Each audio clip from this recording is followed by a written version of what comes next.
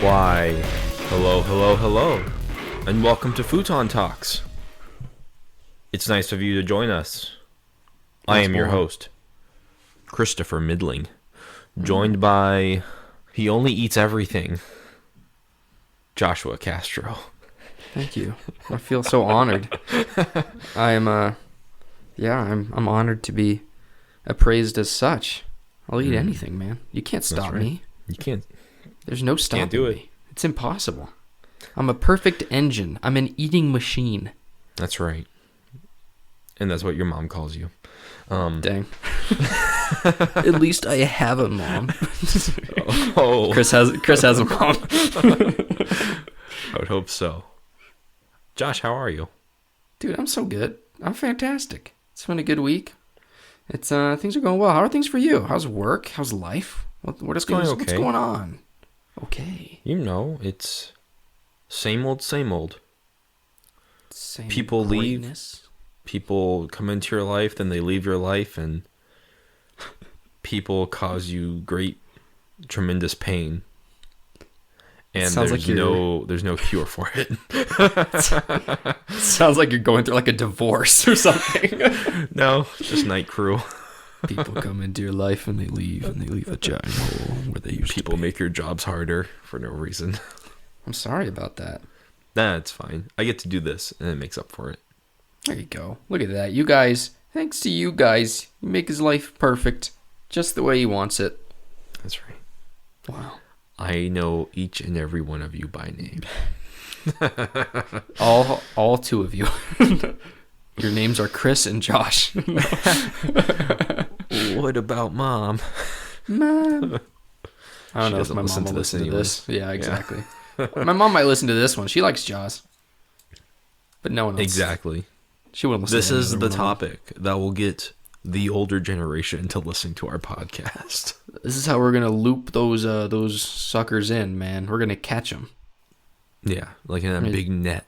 We're going to tie barrels to them till they're too tired to swim below water. Make them float, suffocate. And then we'll jab them once they're at the surface and pull them into the boat. And then we'll put AirPods in their ears so that they have to listen to us. Dang. I like it. You hear that, Mom? No. But like you said, Josh, we're talking about a quintessential and very important movie in film history, and that is Jaws, the 1975 film by Steven Spielberg. Don't know if you've heard of him. He's an indie developer. He's a small man. He's an indie director, you know. He's a small man. I will say this about Steven. I just finished watching a documentary on this movie. And the man... Which one? Oh, I don't know. One on YouTube. Oh, okay. I don't know what it's called. Yeah, I didn't want to pay for this. but he has this really weird smile where like you can't see his teeth at all. So he's like... I know what you're talking about. I find it's like the weirdest thing. Like he seems like a cool dude, but he's just got this weird toothless smile. It's like really bizarre. I mean, he might just be toothless. He is old. He is quite old. This movie came out in 75, and he was 27 when he directed it. So what? It's been almost 50 years. He's almost 70. Mm-hmm. Crazy. Insane. Also crazy that he was only 27, but we're getting ahead of ourselves here. Yes. I guess we should maybe start this out by I don't know, why did you miss this movie, Josh? I can tell you why I miss this. So this is the thing. Yeah, tell me your history with this film. Yeah, because you definitely didn't miss this. This is one of your favorite movies, I think, of all time, right? We'll talk about it. Oh, okay. You keep your secrets. But for me, I didn't really miss it. I watched it when I was a kid, but it absolutely terrified me. And I think because of that, I've never liked the movie. I've always had, I don't know, I never disliked it per se. But it wasn't one of the movies that I talked about as being a movie I liked just because of how much it scared me as a kid. And I think I watched it once when I was 12 or 8. I was really young. And after that... very different ages, by the way. For me, they're all the same. My memories start when I was 8. It was a big jump to 12. No, but I was younger. I was probably 8. And like I said, I was horrified. And I honestly don't think I watched it again until now.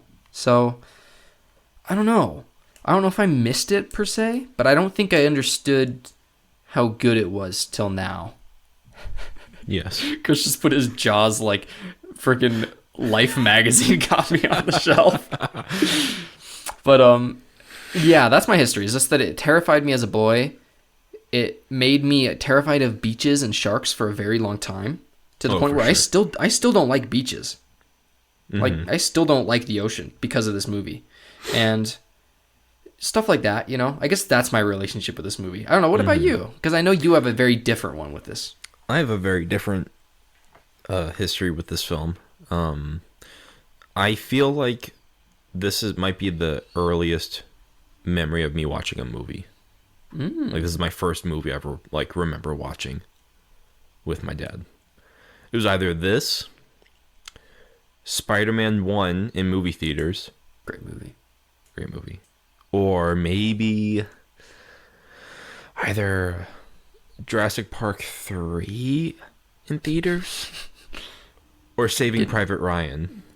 What was your parents doing taking you to watch Saving Private Ryan? Stripes. Oh my gosh. You know what a 6-year-old needs to see? The horrors of war. I actually have a very funny story about Saving Private Ryan. I don't know if you want me to tell it now or if we ever do an episode on that movie. We probably should do an episode. This is the thing, because my wife has never seen Saving Private Ryan. Dude, really? No. She hasn't seen that. She hasn't seen Schindler's List. There's a bunch of Spielberg films about, World War II that she has never seen. So yeah. I don't know. I think those are both great movies that we should talk about at least a little bit. We should. So maybe I'll save those stories. It's a quick one. I'll just tell it. You can rehash it later. That'll be like 2 years in the future. I remember I was in kindergarten or in first grade. I'm pretty sure it was kindergarten. And, we were just on downtime. And they just gave us pieces of paper to draw and color on, right? Oh, no. I drew the D-Day scene. I distinctly remember I drew this and I drew Hurricane Katrina. What's wrong with you? But on topic, I drew the guy who gets shot in the helmet and then takes his helmet off and gets shot in the head, and I drew the flames coming out of the bunkers and people burning. Did your teacher call your dad? I don't know. I just told my dad that story 2 days ago, and he thought it was hysterical. And he's never heard that before, but I have a very vivid memory of that. They must have contacted your mom and not told your dad. Because I had I don't know, stick figures getting shot and blown up. That'd be a very irresponsible teacher if they didn't say something to your family. Had the tank stoppers on the beaches and stuff. It was very accurate. I'm very proud of you. Thanks. That's hilarious, though. But I think Jaws might have been my first movie. I'm sure there was cartoons or something I saw, but I don't remember those as clearly. What a horrifying first movie. I loved it. It sparked a love for sharks, much like Hooper. What's wrong with you? I love sharks. Chris, Hooper didn't have a love for sharks. Being sarcastic. He hates sharks because they almost killed him. Because he's not an idiot. Sharks are the worst. Oh, I hate sharks, dude. I hate them. This movie's a good movie, though, because the shark dies. Spoiler alert for Jaws. Spoiler alert. For 46-year-old movie. But no, I think I've probably watched this movie at least once a year throughout my entire life. Well, probably 3 times. And yeah, I love this movie. It's always been one of my favorite movies, like you said. And for the longest time it was my favorite movie. Things ebb and flow and opinions change, but watching it again for the first time probably a year. But for some reason watching it this morning, I caught a very different feel that I've never felt before, and I feel like I have transcended. And to me, this might be Steven's magnum opus. It might be his best film ever. It might be my favorite Spielberg film. There's a lot of them. He's directed a ton. Better than E.T.? I hate E.T. I think it's a million times better than E.T. I think we were gonna do an episode on E.T., but we hate it so much we don't even want to talk about it. Almost anything's better than E.T. I don't like why do people like E.T.? E.T. might be the grimiest movie of all time. E.T. is the most boring film I've ever watched. It reminds me of sludge. It reminds me of mud and dirt. The documentary about E.T. is 10 times as interesting as E.T. I'm 100% sure that's true. It's so boring. I hate that movie. Yeah. But whatever. People like it because... Hey, if you direct like 1,000 movies, some of them have to suck, right? The thing is this. It's not that Steven Spielberg made it and it's bad. It's that everyone thinks it's a great movie. That makes me angry because it's not. Yeah, people worship that movie. I don't know why. I don't understand it.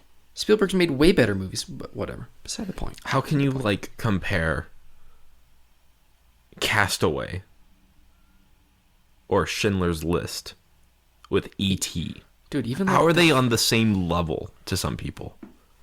He directed The Goonies, right? Yeah, he did. Yes. Yeah. Even The Goonies is way better. And he did Super 8 as well, right? Yeah. And Super 8's way better. I like Super 8 a lot. It's way better than E.T. And it's like really similar. Like those are both movies about kids going on weird adventures, and they're way better than E.T. But whatever. I'd bet you $100 if we watched every single Steven Spielberg movie that E.T. would be at the bottom of the list. Yep, right. Wait, what was the one? Because this is his second movie he ever directs, was Jaws. What was the movie he directed before this? Duel, which I love. Oh, maybe there's two then. Because there's another one about a lady. Yeah. Maybe this was his first feature film or something. For his second feature film. There was one before Sugarland. That's what I was thinking about with Sugarland. And Sugarland is in between Duel and Jaws. Duel, by the way, is a great film. I've heard it's a lot like Jaws. It's basically Jaws, but with an 18-wheeler chasing a car. Dang. I need to watch LA. Duel. Dude, I own it on DVD. You should watch it. Dude, next time I'm there, this summer, we got to do one on Duel, because I definitely miss Duel. Look at us mailing things to each other. No, I love Duel, but not as much as this movie. But yeah, I love this movie. My dad and I definitely have bonded over film over my lifetime, and this is one of the movies that we always watch together. This actually, to be quite honest with you, this might be the first time I ever watched Jaws without my dad. Really? I think so. Wow, that's got to be weird. It was kind of weird. This is the first time I watched Jaws without my mom. Because it's the second time I ever watched it. But yeah, I mean, there are so many ways we could tackle this movie. But since it's like, I kind of want you to start, because like this is one of the first times you ever watched this movie. There's so many scenes that are iconic, and I can't gush enough about this movie. Every scene is perfect to me. I understand that. It's a great movie. I will say this. I really like this movie. And I liked it a lot more, this time coming around to it. I was still scared by it, just because I hate sharks. But yes, but it was very good. There's one scene that makes me like wince up and like my stomach tightens up. Ooh. What scene is that? It's when Ben Gardner's head pops out of the boat. It's just the sound. Oh yeah. The sound is like horrifying from my childhood. Should I tell you wild facts as we go, or should I have a wild fact segment? Because I have a wild fact about that. How do you feel? How do you feel you want to tackle that? I don't know. I mean, do you want me just to start with wild facts? Hey, let's start with this. 3 words to describe this film. Those 3 little words. I immediately thought of 3 words that I don't think are good, but I'm going to do them anyway. That's fine. I thought, no bones terror. So they're not descriptions, they're just no bones terror. That's a perfect description of the movie for me. No bones terror. It tells you exactly what you're going to get. Okay. I have 3 very different words. You do. You're not I going to talk do. about cartilage? What are your words? I have timeless, Ooh. whimsical, I have that word in mind. and I didn't know how to describe it. It's nostalgic, but in a painful way. Like nostalgia. Like nostalgia. But I just wanted to make sure, because like obviously I have timeless and something my wife brought up that people might think that timeless and nostalgic mean the same thing when they don't. No, they They don't. obviously don't. You crazy people. What I mean by timeless is that obviously the movie doesn't age. It ages like a fine wine. There is no technology that makes it look I don't know, tacky. Yeah, like it still looks believable. Yeah, exactly. I mean- and it's timeless. Like, it's just about people hunting sharks and like shark attacks. Hunting the sharks in the water. Hunting the sharks in the waters. I honestly think that timeless and nostalgia are almost opposites. Because timeless, So too. because like timeless means that even if you've never seen it before, it's going to be good, no matter what age you're from. And nostalgia means that it holds resonance with you because of past events that you relate Exactly. to, right? So I think they're like almost Exactly. opposite. I don't know what my wife is thinking. I think she's thinking in a way that other people think. That women think. The other sex. No, but yeah, I agree with you. I don't know, because like you can be nostalgic about something that is not timeless. Yeah, so I agree with you. You hit it Good right words. on the hammerhead there, Josh. Ho, ho, ho, with my great white hand. This movie is timeless because, like, I could watch this when I'm 100 and still love it, and like nothing is gonna like make it seem worse, right? No matter when you watch it, you're gonna have a I'm gonna have whale of a time, a great whale time. a whale shark time. Sorry. And nostalgic because I obviously didn't grow up in this time period. No. 1975, but it's just like it's this nostalgia for a time I was never in. You know, like I want that looks so nice. You know, like Yes. it's odd. I know this sounds stupid or cheesy, but it's like it's so odd that the Brody's son is playing outside. You don't see that anymore, you know? Which is weird, because like that's how I grew up. You know. I mean, yeah, playing I grew up outside. that way too, and But that's true. It's not the same anymore. it's not the same. It's like who goes on the swing anymore, you know? Yeah, I know. Who goes and just sails a boat for fun? No, it's true. It's like weird. Like, It's like even that's Boy Scouts. That's a chore. even the parks that are like around here. And Yeah. I live in Rexburg. You know, it's pretty much, Latter-day Saint Central. There's a lot of people that have kids. It's not uncommon to have kids here. A lot of families. I don't see any families on the playground or swings at all, ever. Like, sometimes I see kids on walks with their parents like they're a dog. But, like, I don't see, like, any other I see time. kids on leashes For real, though. being And, like, walked. and like, not that I'm like watching the parks, but like, you know what I mean? Like when I go on runs or like when I go on walks, there's never anybody. And granted, being outside here is like being in frigid hell, but still, Yeah, it's not still. the beaches of Cape It's not Cod the beaches or of Cape Maryland. Cod. maybe it'd be different if I lived in frickin' Nantucket or something, but Maybe. Why aren't you in the Hamptons right now? Why aren't you That's on what- Long Island? that's what my wife asks me every single day, Chris. No. By the way, Yeah, Grace yeah. loved this movie. Wow. And she hates scary things. despises them. She like has refused to watch A Quiet Place several times. She is really, really scared of horror movies. She doesn't even like watching like the X-Files sometimes because it's too spooky for her. But like, I've never seen that show. great movie. I mean, great show. I love the X-Files. But she, and like Control, for example, too creepy for her. Mm-hmm. But this movie, she's like, not scary at all. I love this. She had a good time. And for me, I was like quivering in my boots. Oh, it's a scary movie. I think it depends on what your fears are. Maybe, yeah, probably. But like I'm for afraid of me, the water this is, too. Oh, this is a scary movie for me. Maybe And because it's classified so, as a horror adventure film. maybe because it's so deeply embedded into my childhood.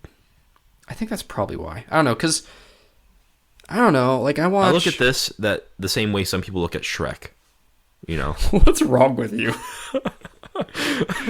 You know Maybe the it just child paled. animation comedy. maybe it paled in comparison to things like Saving Private Ryan and Night of the Living Dead. Saving Private Ryan is like a horror movie for you? I don't know. Well, Like, no, just like the graphic nature of it. the graphic you know? nature. Okay, yeah, Night of the Living Dead or The Others, which terrified me as a child. This is the thing. I was much less scared by Alien, Aliens, Predator, like other movies that are actually considered horror films. I was much less scared by them. Or like Night of the Living Dead, for example. I think it's a great movie. Psycho. Some people would think that's a horror movie, although I think they're wrong. Like, Yeah, me too. and like A Quiet Place, like movies like that are considered, you know, not crazy horror movies, but horror movies nonetheless. None of them scared me nearly as much as Jaws did. And it might be that it was when I was a kid that I saw it, but I saw Alien and Aliens when I was a kid, and I wasn't scared of them. Granted, we watched them in Spanish for some reason, but but that's a different story. All right. But yeah, so I don't know. For me, this is a horror film, but it's a very good movie. Maybe it's more of a thriller, but I think it's definitely got some horror aspects for sure. It does. But I guess let's just tackle this big ol' movie. Do you want me to give a brief synopsis? Sure. To everyone Since who's I've never seen Jaws. Yeah, since for all those people who haven't seen this classic movie, Also, if you haven't seen it, go watch it. You dummy. turn this off right now. Go rent it for money, since unless you have HBO, you can't watch it for free. Go watch it. It's a great movie. Now, my summary of Jaws is this. We're in Amity, which is a small beach town. And in that small beach town, there is a new chief of police whose name is Brody. He's just your average guy with a fear of water. He's like me. He's like you. Because who isn't afraid of sharks? Mostly insane people. Anyway, Martin Brody is afraid of the water, and there's been a shark killing. Pretty much, like the night before, there's these kids having a party on the beach. This lady goes out into the water to, you know, maybe do some naughty things with a guy on the beach, and she gets killed by a shark. And it's very sad, and it's kind of crazy, but really cool. Great sequence. By the way, I've got some wild facts for you about how that went down. Oh. But she gets killed by the shark. She gets discovered the next day on the beach. And then they pretty much launched this investigation trying to find this shark and see if it's going to be a problem. And they want to shut down the beaches because, there's a shark killing people. But the mayor and the head of the newspaper and a bunch of heads of business in town don't want them to shut down the beaches. So there's pretty much this bureaucratic dispute where the mayor refuses to shut down the beaches because it's going to be July 4th in a couple days. So if they shut down the beaches, they're going to lose all their business and everything. They think everyone's going to go out of business, right? Anyways, they don't shut down the beaches. A kid dies. It's really bad. He gets blamed for it. Brody does, I mean. And eventually, because of this, because there's been another death, they put out like an ad for shark hunters.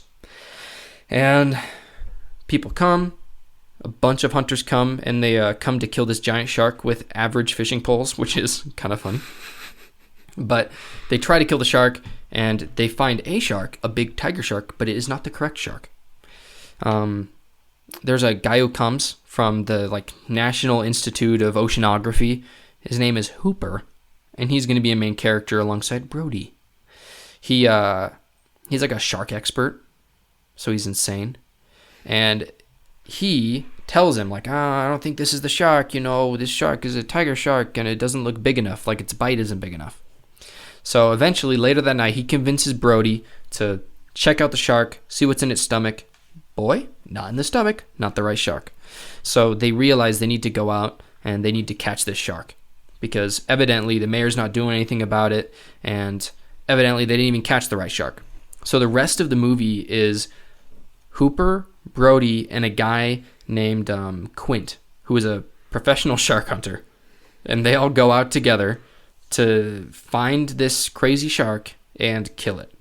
And the rest of the story is almost like a drama between the three and an adventure film. Because I feel like the first half of the movie is a horror film, and the second half is an adventure film, if that makes sense. And it works really well. I like But yeah, and then, one of them dies. Quint gets eaten by the shark, but eventually they're able to kill it by shooting an air canister in its mouth, and it's really dope. And it dies, and then they paddle safely back to Amity. And that's the end of the movie. Did that do it justice? Did that make sense? Yeah, that made total sense. That's what I I'm saw here for, every Chris. scene in my mind as you spoke. Dang, people don't need to watch this movie. They just need to hear my summary. That's right.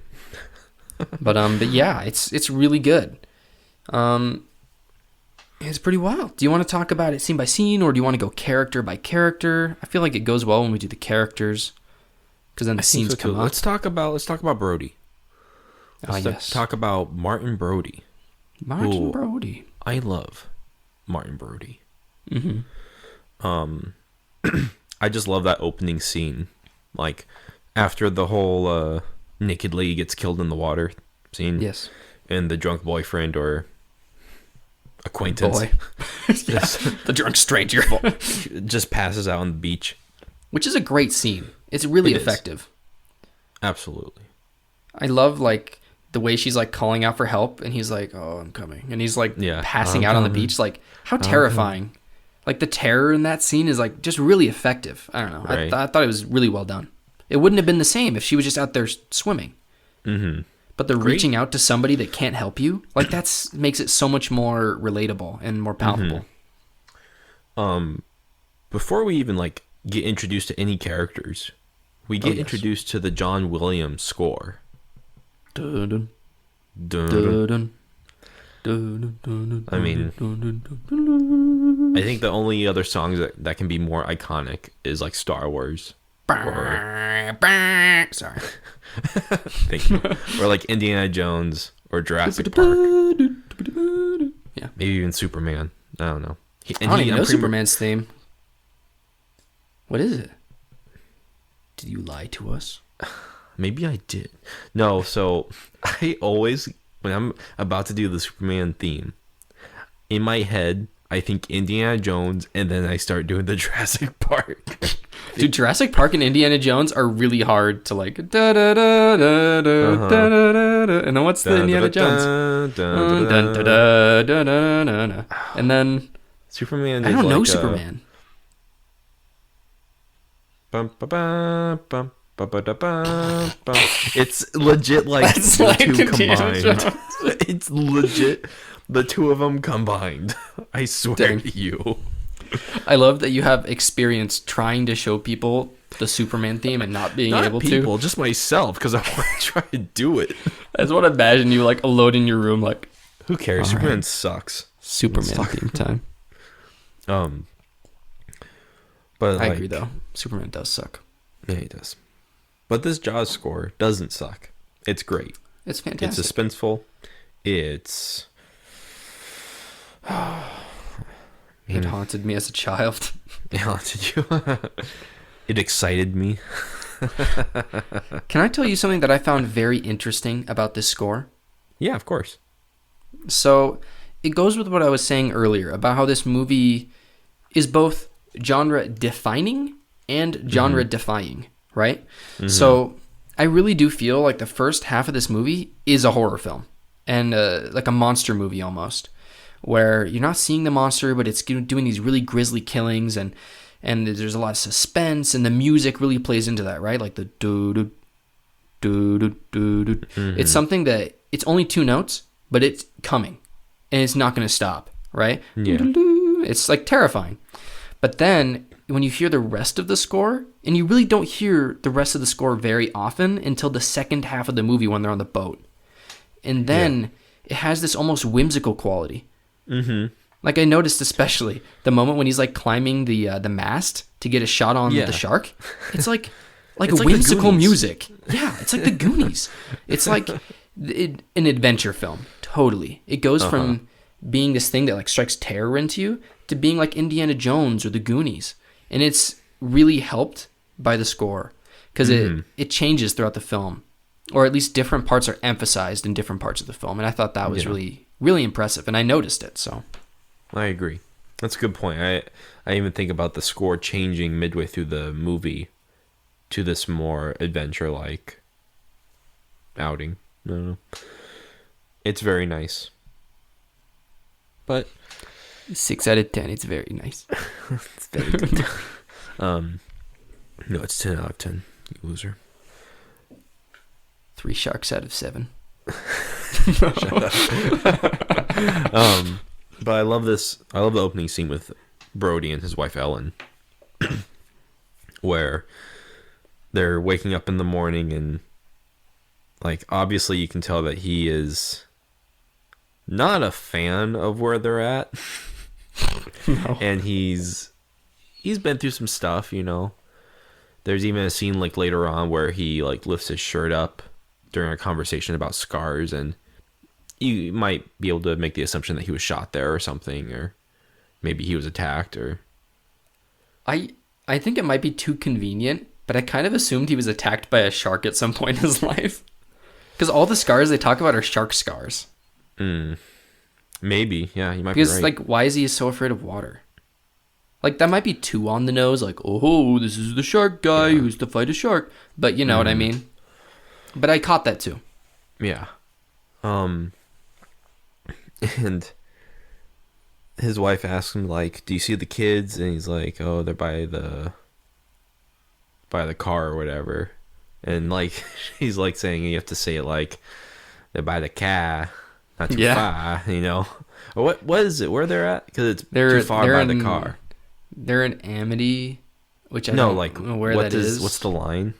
Yeah, he's like, oh, they're out by the car. And she's like, oh, no, we're in Amity now. You got to say it right. It's by the car. And he's like, oh, yeah, they're too far by the car in the yard. In the yard, thank you. The yard. In the yard, not too far from the car. Yeah, I love that line. I do. This is the thing. Because I really like what you said about Brody being great. And I personally... This is the thing. I think that the actor Scheider, or I can't remember his name. Yeah, his name's Scheider. hard to say. Roy? Right? Roy Scheider? Anyways. Yep. He is perfect for the role. Absolutely perfect. I like the character, but he's very much like an everyman. Does that make sense? And, I mean, back then, that was kind of, like, novel to have this that's true. normal dude. It wasn't the chosen one. It wasn't an action hero. He was just the chief of police, you know, He's just from a New York, guy. coming over to Amity, and he's a fish out of water, you would say. Wow. He doesn't belong there. I agree. He's very uncomfortable. But like the shots in this movie are so awesome. Like, I love just seeing him like go through the yard. His wife is like, "Wait, chief of police, don't forget the cup," or whatever, you know, and he just drives away. It's just like, even the colors in this movie are awesome to me. I don't know how to explain it. Like, the water isn't very blue; it's more gray. Yeah. You know? Yeah. It's murky. It's so odd for there to be what is a horror movie to be so bright and so colorful. Yeah. I think that's what makes it so interesting, right? Is that it's life may look so peachy and like so nice up top, but it's really about Yeah. what's going on below the surface, right? Exactly. So- And you never really know what to expect and when you're supposed to suspect it. You know, It's very good. it's very good. job. It's very Good good. job, Put that on the Steve. back of the box. Thanks, Steve. You should do it again. Mr. Bergie. They made like a bunch of Jaws movies, but he was never a part of any of them, right? I don't think so. It's just Yeah, two, I Jaws don't 3, think he was Jaws even 4. part of Jaws 2, and they only did 4, right? Or I they, think there's only 4 official ones, but there's probably a bunch of other crap. because I know it's Jaws 1, 2, 3D, and then Jaws for the Revenge. Yeah.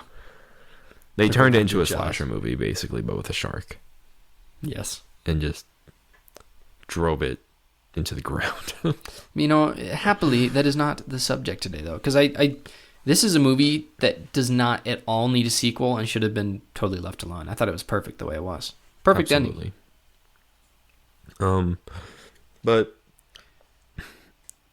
Chief Brody has been called due to the accident with the young lady, and it shows him going through, like, he goes to the beach, finds her arm, like, that washed ashore. And this is where you're also introduced to his deputy Hendrix, who's not the brightest guy. No, Probably shouldn't be a cop, but but he is. he's a funny dude. And it's so weird. Like, there's so much character to the world that Jaws takes place in. All the characters are very quirky. There are some awesome little, like, background characters in this movie that I just love. Especially, like, when he's walking through the town during, like, the parade and stuff. Mm-hmm. It's just awesome. But how do you feel? Like, where do we go from here? From Brody? I think we should talk about maybe the mayor for a moment. Mayor Larry. Oh yeah, I Mayor think- Larry. Mayor Larry. I think that the principal characters are going to be Brody, Hooper, Quint, the mayor. And Ellen. Ellen's not a main Ellen. character. Ellen is almost... She's not important to the plot. I don't care I what you will say. explain it to Let's you. talk about Ellen. Because I Okay, want to let's know talk about why Ellen. why you think this woman is No, important. you tell me why you don't like her, and I will prove you wrong. I don't dislike her. I just... Brody could have been single. I don't know. Just like... She just doesn't play a main role in the movie, man. She's just... I mean, I guess she's maybe a humanizing element, but I think Brody can do that on his own. I think maybe if they just had him interact with the kids once or twice, it'd be the same movie. Okay, I don't know. I'll That's tell you my feeling about it. one of my favorite scenes in the movie. Tell And me. we're jumping a little bit ahead here. So Brody's already met Hooper and stuff, and Hooper comes over for a little Dinner. wine. Yes. Some dinner. Uninvited. Yes. Comes over in a nice sports jacket and 2 bottles of wine. One white, one red. And Yes. he basically just lets himself in. Like, I don't think he even knocked on the door. He might have. But he asks for Brody. And the scene before, Brody is just sitting silently at the table after one of the young boys got killed by a shark. And the line is Brody here? And she's like, yes. And he asks, like, okay, I want to talk to him. And she says, me too. And I feel like her character is important for... She's almost like the voice of Brody when he's silent to me, you know? Like, I just love that line.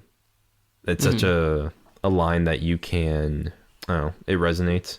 It says a lot with few words, yeah. Exactly. I don't know, and, like, honestly, just for that reason alone, I think she, like, you couldn't do that with just Brody. You know? Like, maybe you could have done it with the kids. Mm-hmm. But still. I love think Ellen. she's fine. I don't know. I think she's great. She could not even be in the movie. It's okay, though. She's fine. I think she's okay. I think you love this movie a lot. So I probably do. I might be a little. I think you've just seen this hypocritical. movie way more, just because like I didn't even notice that line. Really? No, Oh, okay. it's because I was focused on like everything else happening in the scene. But you Yeah. know, that's a good line. I think that's a great line. I don't know. He's fine. I honestly, this is the other thing that confused me though about the movie. There were several times where I was like, these boys do not look distinct enough for me to tell which boy is which. Like I thought their boy got killed for a moment. I was like so baffled. I'm like, Yeah. who are these children? Like All everyone's these dying. like northeastern boys with long hair. I all look like the same. Yes, and like the shark kids, a slightly older boy with a slightly younger boy with the fin on their back. I was like, that's his kids, right? Like, I had no One of his clue. kids is like 3 years old. I Or know. something. But that's the thing. The kid in the water is like, it wasn't my fault. I was him. And he's like talking with like a lisp, like a freaking child. He like looks teeny. Anyways, I lost track of. I kept assuming the children would be his children, but his children don't do anything in this movie You're except watching one his time they're in a kids boat. more than he is. Honestly, though, I was like looking for him. Anyways, that was just I another feel side like thing. it's just she is there to also kind of.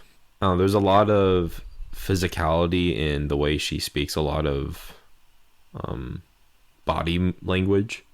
Mm-hmm. Where like their marriage is probably really shaky, or it's just because there's also the other scene where he's like, take them home, and she's like, to New York, and he's like, no, home here. And I don't know, maybe I'm reading too much into this character. I think you're reading too much. I don't know. I never got that impression. She like looks at him and then just turns away and walks out, which I felt like she wanted to go back to New York. She was done with everything here. Well, I would too. I'd be. But he was. I'd want to go He home. had to stay to kill Bruce. Bruce. No, it's interesting. I definitely didn't read into it that way, but I suppose that's like possible. You know. I guess probably for me, watched I this just movie as many times as I've played Resident Evil 4. 51 times. I think it's.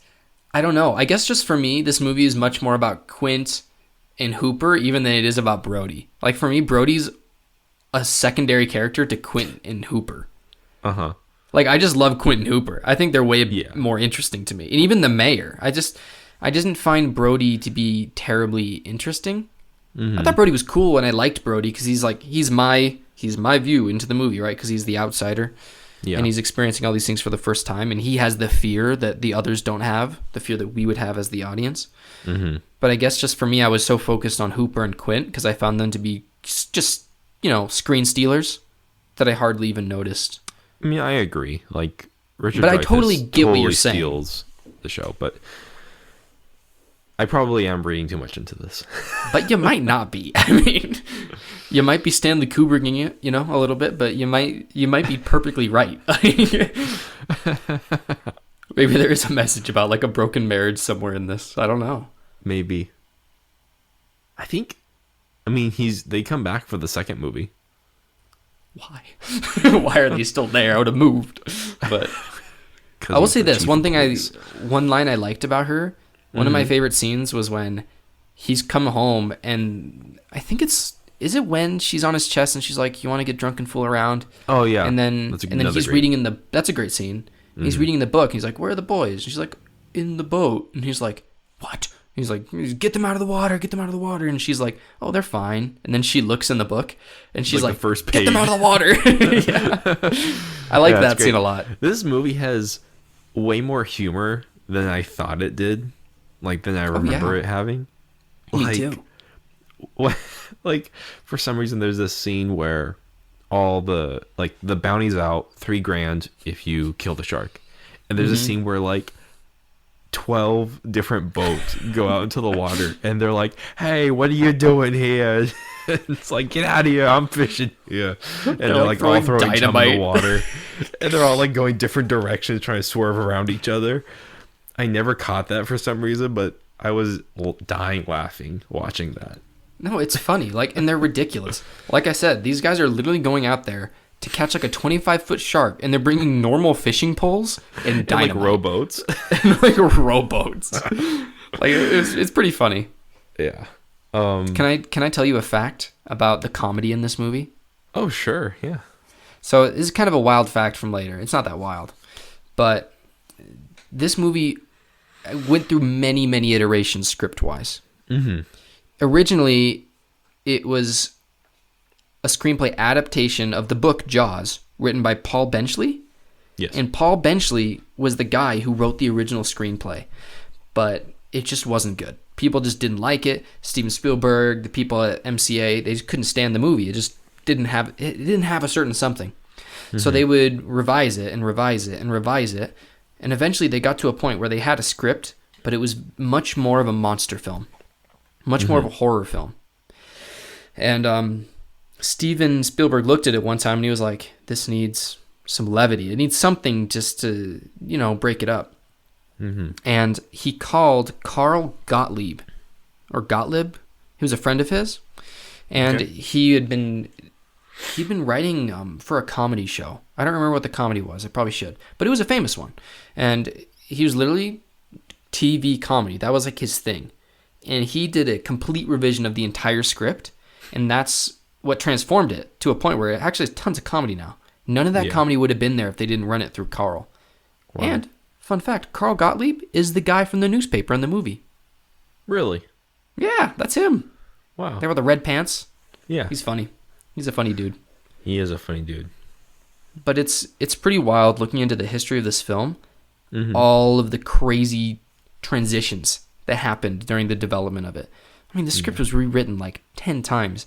And every day before filming, or every night after filming for the next day, he and Carl lived together, Steven and Spielberg did. They would literally revise the script every day going into shooting for the next day. That's crazy. Like, this movie was so up in the air. It was literally, they were almost improvising this movie. That sounds like us doing a podcast for a game while we're playing it.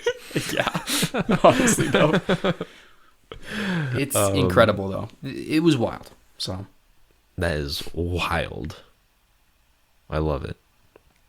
But we're going to talk about Larry now. Ah, Larry. As you mentioned earlier, Larry is a funny guy. He's kind of aloof to like the whole situation, and I love how he like stalks Brody through the town just to ambush him with his like posse. I know. And like tries to strong arm him into not closing down the beaches. And he does, yeah. Yeah. But you tell me about Larry and his anchor jacket. I love it, dude. This man dresses to impress. He's not He's not scared of anything. Not even of his people dying. but Larry's a good character, man. Yeah, it took 3 before he did something about it. Larry's a great character, man. Cast absolutely perfectly. For sure. Just like that put together shiny scumbag. You know what I mean? And I love like how he's like Mr. Krabs.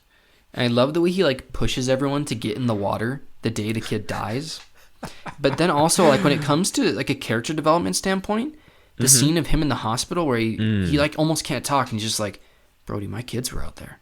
I found it to be a very poignant moment where it was a very human moment where you're like, this guy did not understand until this moment.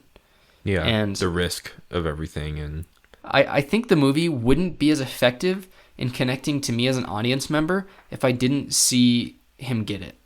Because him getting it helps me get it. Like him saying, my kids were out there reminds me, oh my gosh, that could have been my family out there. Does that make sense? So I think he's a very effective character. Not only because he's comedic, because he's ridiculous, but also because he actually drives home a main point in what makes this movie scary. So I think he's a great character. I agree. Like Larry. Larry is funny. He has very good lines. I love how he just like makes up rules during the meeting where Brody's like, I'm going to close down the beaches. And everyone starts complaining. And he's like, only for 24 hours. It's like, we didn't say that. Yeah, Brody's like, I didn't agree to that. He's a good guy. He's a good guy. I mean, he's a pretty bad guy, but Yeah, who cares? he's a funny dude, though. Great character. Movie would not be the same without him. Yeah. And just talk about the hospital scene like you did. As a kid, like, all these, like, smaller, more quieter scenes in the movie never resonated with me until I watched it, like, today. Mm-hmm. For some reason, just never... Because I was waiting for the shark to show up. Like, I just want to see the shark. Transcended. Because I've transcended. Yes.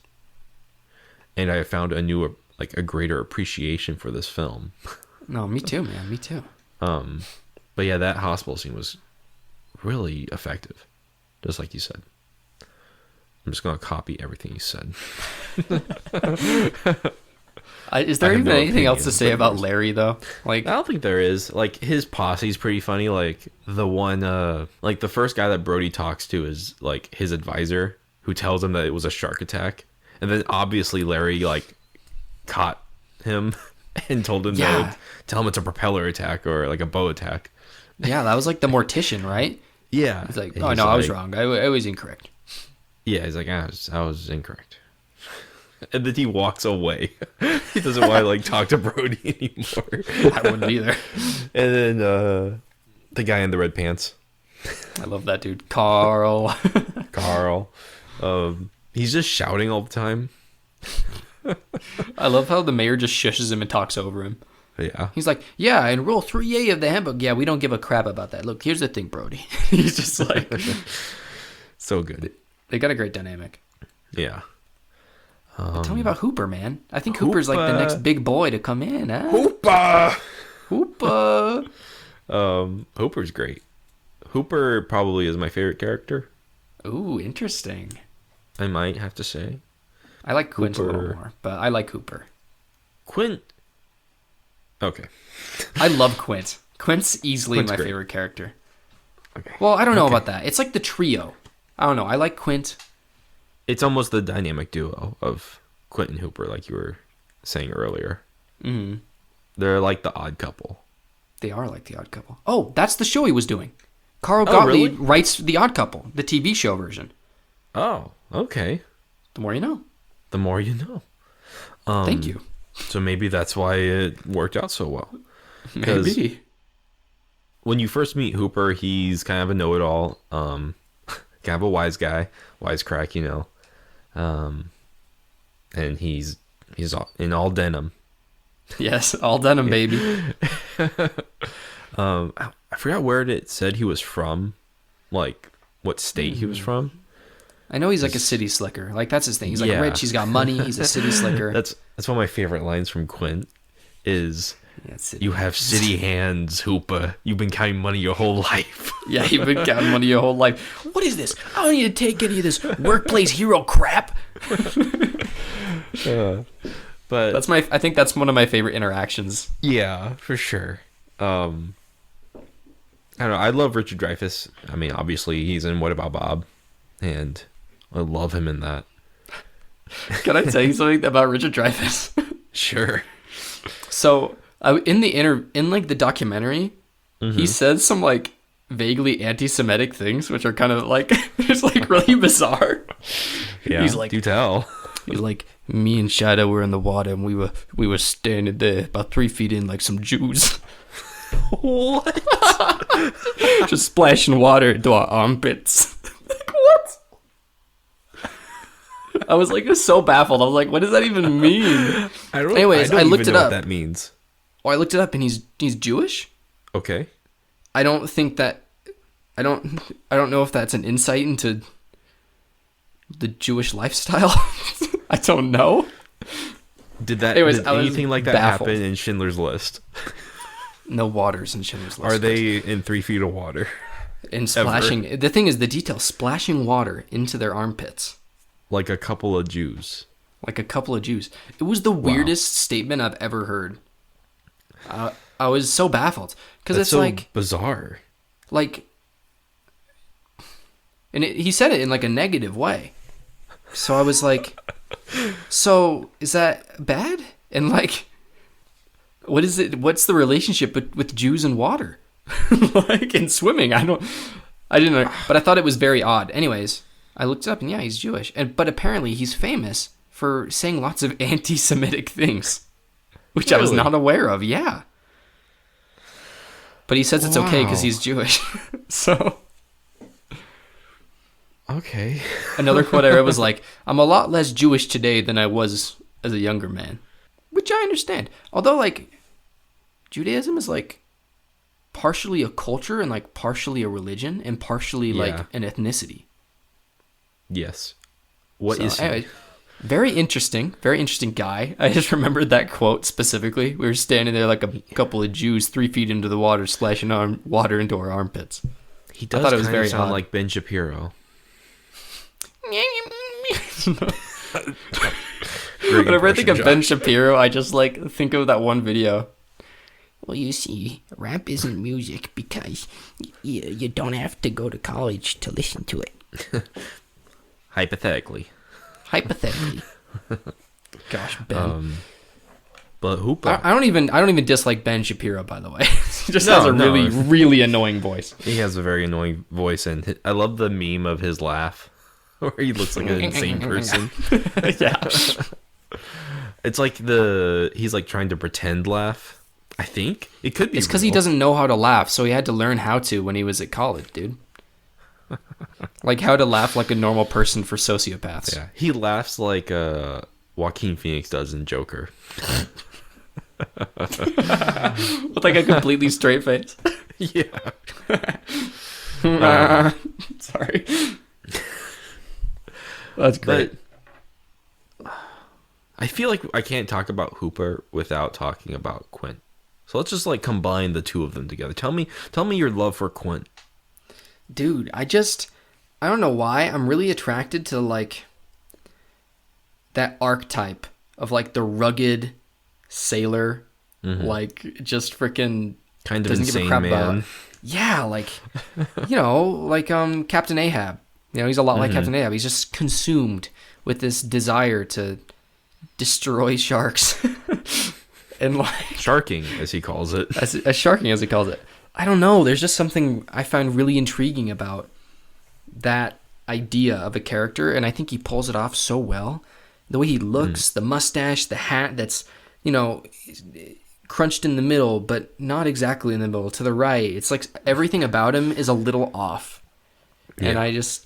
And he's just this drunk, crazy man who is mean, but he actually does know better. You know what I mean?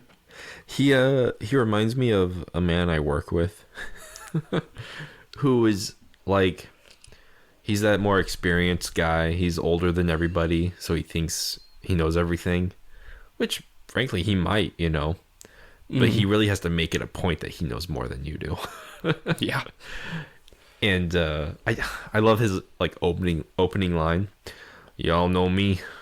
You know how I earn a living. He's like a prostitute every or something. Quentin line is perfect. I love his like some of the most bonkers lines. It's fantastic, dude. Mm-hmm. And I love that he introduces himself by drawing this cartoon shark eating a man on the board. He like starts eating like these saltine crackers. Oh yes. I wish I had his lines written down so I could like say some of his lines because they're hilarious. He has great delivery. Like the songs that he sings. Oh yeah, Spanish ladies, man. And by the way, Robert Shaw is a really interesting dude. Mm-hmm. He's like a great actor. He died too young too. He only died like 3 years after this movie. Yeah, dude, isn't that crazy?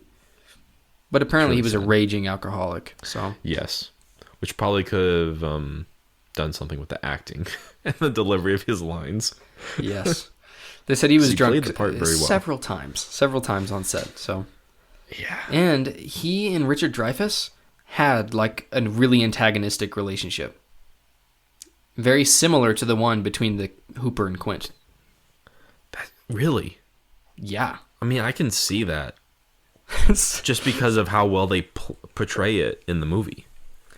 Yeah, it was almost like they method acted. Like they didn't, but it was like their personalities were just really in line with the actual characters. Where I read some stories about how like Robert Shaw was super competitive and just mean to Richard Dreyfuss. And Richard Dreyfuss said, when we weren't on set, he was the nicest, gentlest, kindest man I've ever met. But the second we walked onto the set, he was just mean.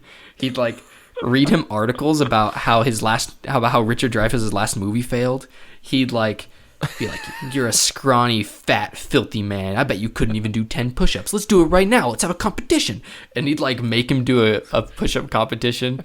There was one time he walked up to Richard Dreyfuss on the boat and he was like, hey, Richard, you wanna actually be of some help?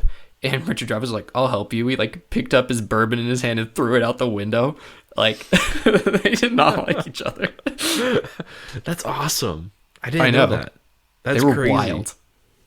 Man, I feel like the best scene like we can go to for the three characters is the scene in the cabin of the boat.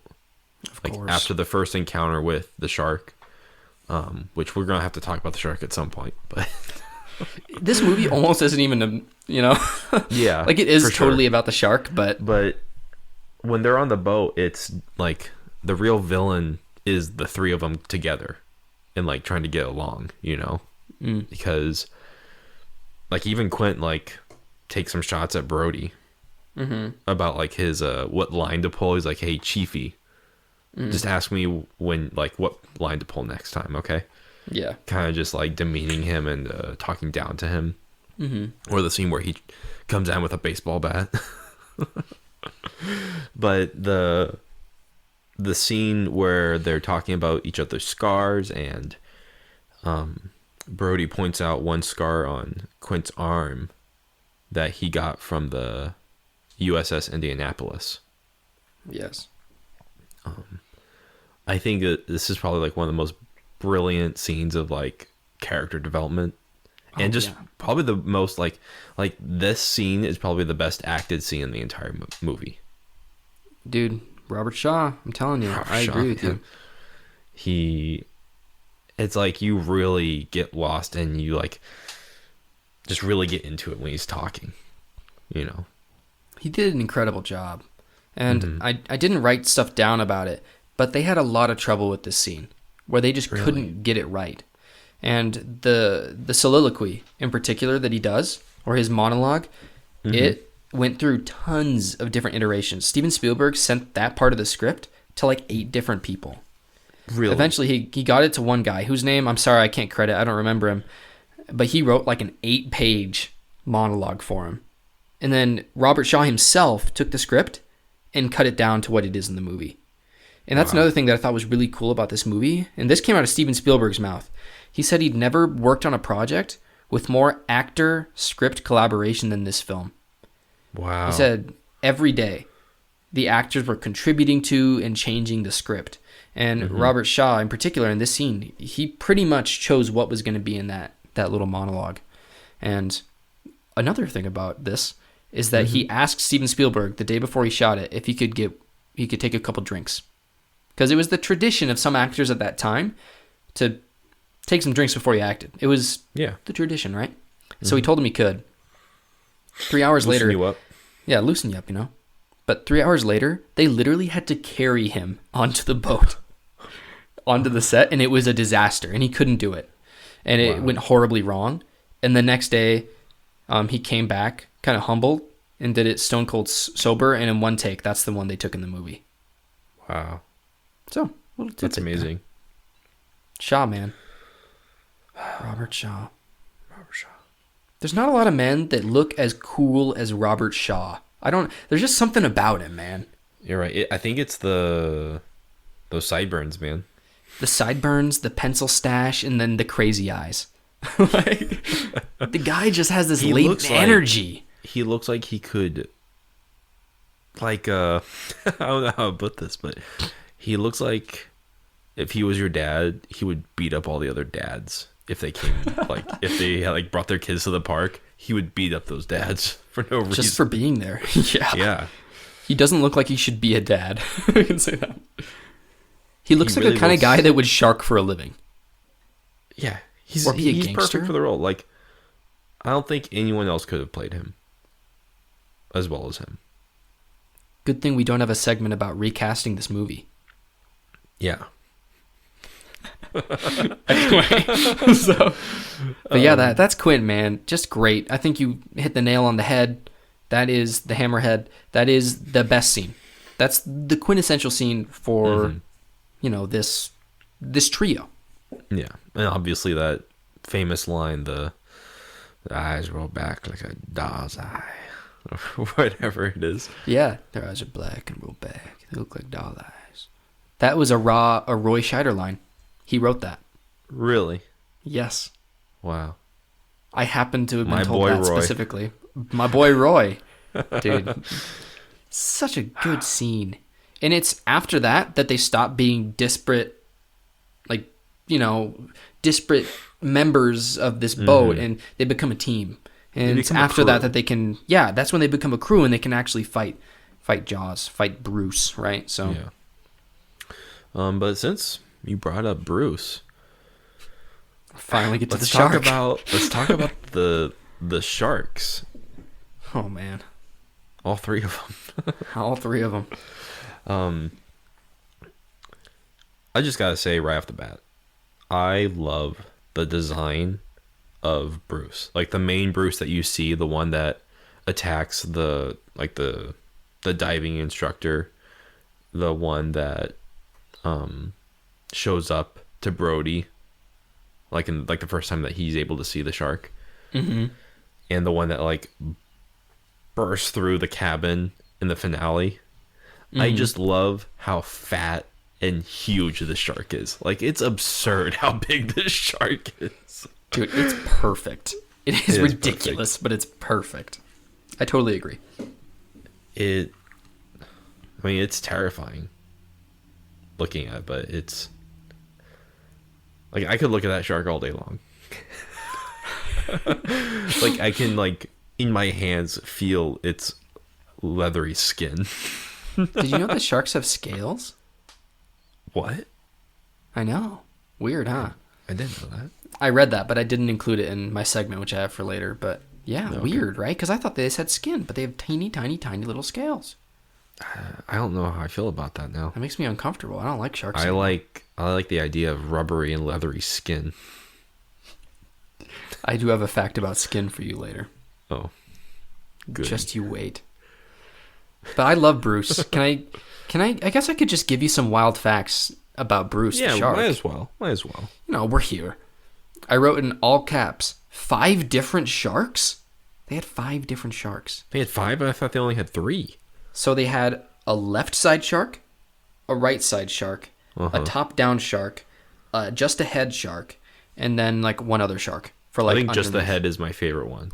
Me too. But yeah. Insane. And they insane. operated them with a crane. Crazy, right? An underwater... I had no idea. I didn't understand how it worked. They had this giant freaking crane, 5 different mechanical sharks. The operating thing, the thing that they, the control barge that they used to control Bruce. First of all, it was called the Garage Sail. Weird name. But Garage Sail was this giant barge that they'd have to anchor down at the beginning of the day, and it took 12 people to operate Bruce. Jeez. The control panel was giant. It was 15 feet wide. That's insane. I know, and I'm sure you know this, but he would break constantly. Every day there were problems with Bruce. And they got all of the land filming done, all the dry land stuff was done, and they didn't even know if the shark would work. That's crazy. I feel like that would be the first thing you try. Right? But it wasn't done, and they had to shoot. And another interesting story about the mechanical shark is that Steven Spielberg, along with GMC, or not GMC, that's the car company, whatever, MGA, whatever the company was, Universal, I think. But they were terrified that people would find or get shots of the mechanical shark because they didn't want anyone to know that the shark wasn't real.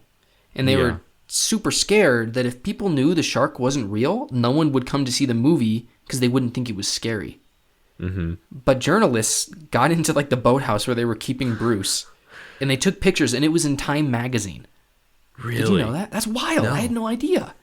They had pictures of one of the left side or the right side Bruce's, so you could see all the innards and see all of the mechanical pneumatic tubes and stuff. Anyway, so everyone knew it was fake. And another weird thing, they in the beginning when they bought the script, they thought they were going to use a real shark with a shark trainer. Only after spending millions of dollars did they research and find out there is no such thing as a shark trainer. Just imagine like a shark being whipped, like a lion at a zoo. Dude, can Or at you the freaking circus. imagine spending like $2 million and being like, we can't train a shark? What? You can train a dolphin. Get the cattle prod, man. That's crazy though. Like, But oh man, that's it was so so dangerous. wild. Right? There is a section though with a live shark in the movie. Is it the cage? It's the cage scene, right? It's the cage scene. Yeah. Which Because I that have shark some- looks completely different. It does. It's not the same shark. It's not the same shark. It I have looks some- really lame in comparison. I have some hilarious facts about that scene. Do you want me to give them to you now or save them for Oh, later? please. No, tell me now. Okay. So, it is not common to find a 25-foot great white shark. No. It's very uncommon. That's gigantic by, real shark standards. So, what they did is, since, as you notice, it's a different shark, they got a 15-foot great white shark. But they were like, we can't put Richard Dreyfuss next to this shark because then people will see that it's a different shark because it's not nearly as big, right? It's 10 feet less long. So, I can't remember who said it. I think it was like a producer. Was like, well, what if we just put a midget in there? No way. And so they literally got a midget. They got a midget to sub in for Richard Dreyfuss little for the person. cage scene. You They got a can't little... say midget. Really? You can't say midget? I think that's like bad now. I don't know. Who cares, Dude, actually? everyone's changing everything on us. I didn't know midget was offensive. I feel like I'd rather be called a midget than a little person. Anyway, so... That's true. But a little person was cast to pretend to be Richard Dreyfuss in the cage. And so it's a small cage with a smaller person in it. And they do the shot. And I kid you not, the dude had a heart attack. No way. Yeah.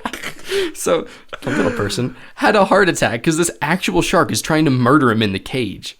And it breaks through the cage and is trying to eat him. And the thing is, he escapes from the cage, but that's not in the script. He was supposed to be eaten in the script. No way.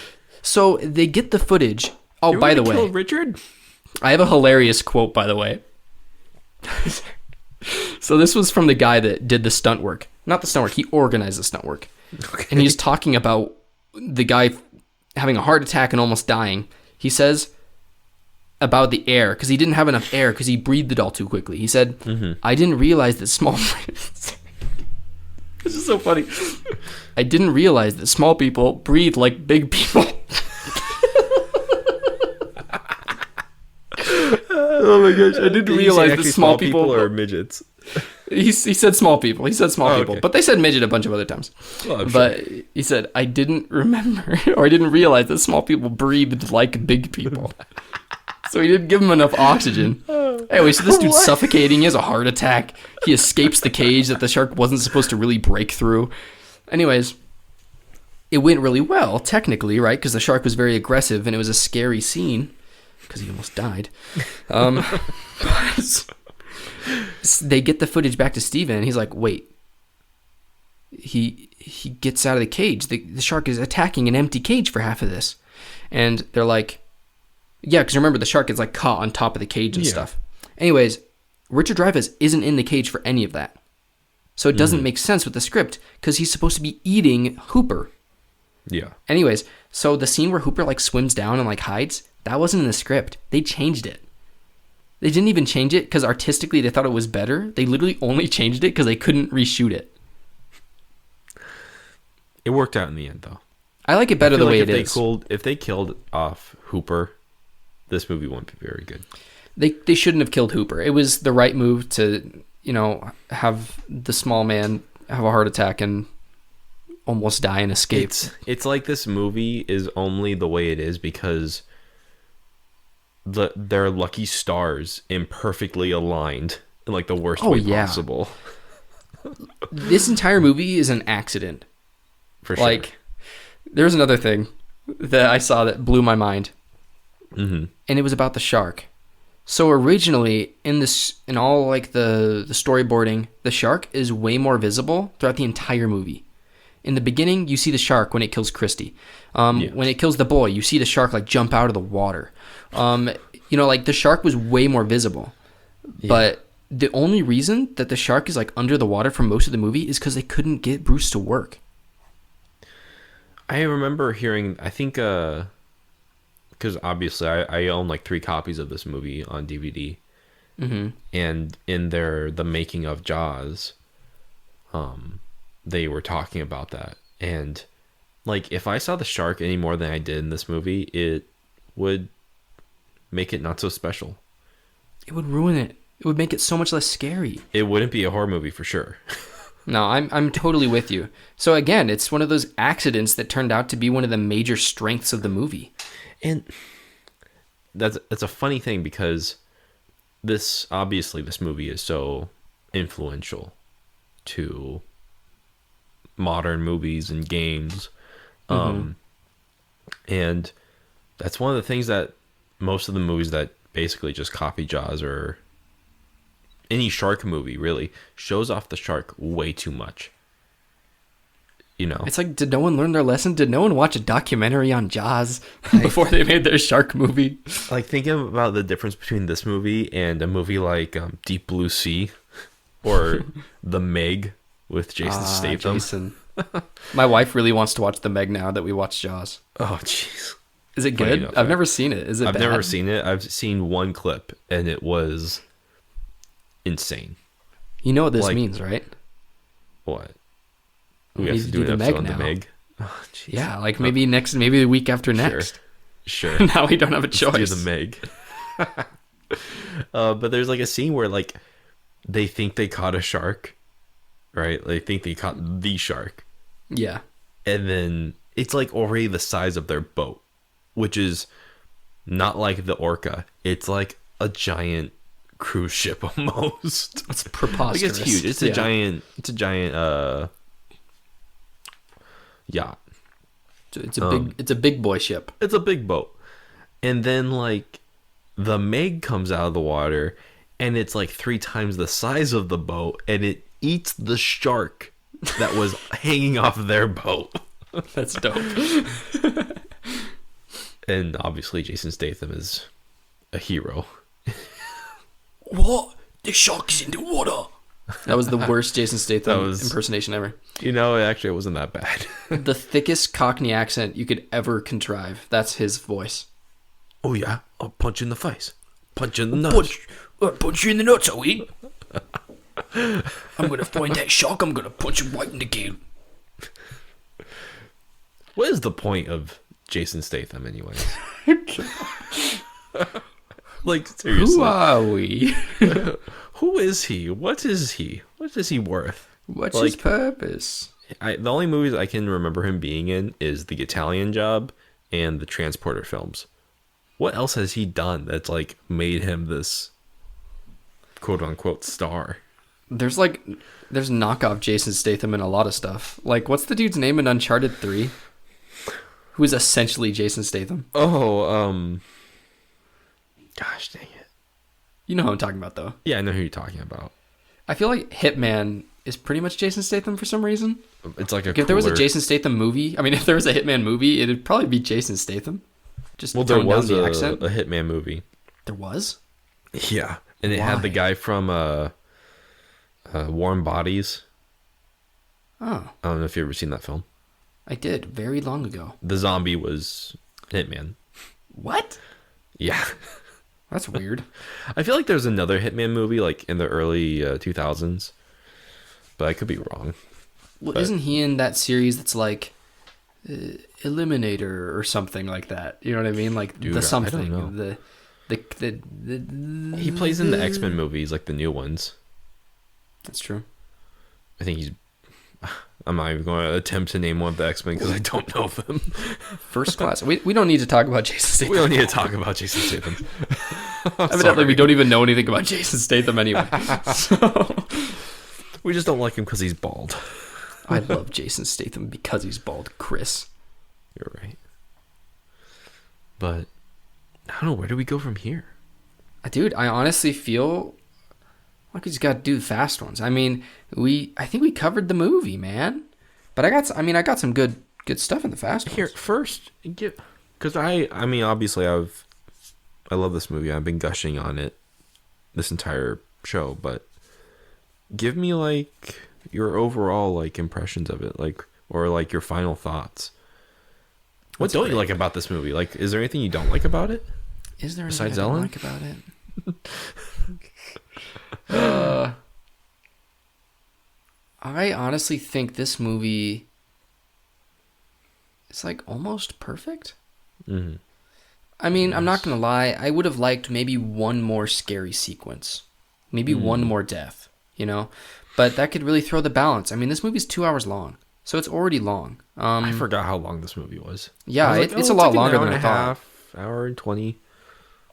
No, it's 2 hours and 5 minutes. Yeah. But I don't know. I mean, I honestly think this movie is really smart with the way it spends its time. Mm-hmm. You know, maybe another death or maybe a little bit more time with Ellen. But so that she actually matters. But Don't roll your eyes at me.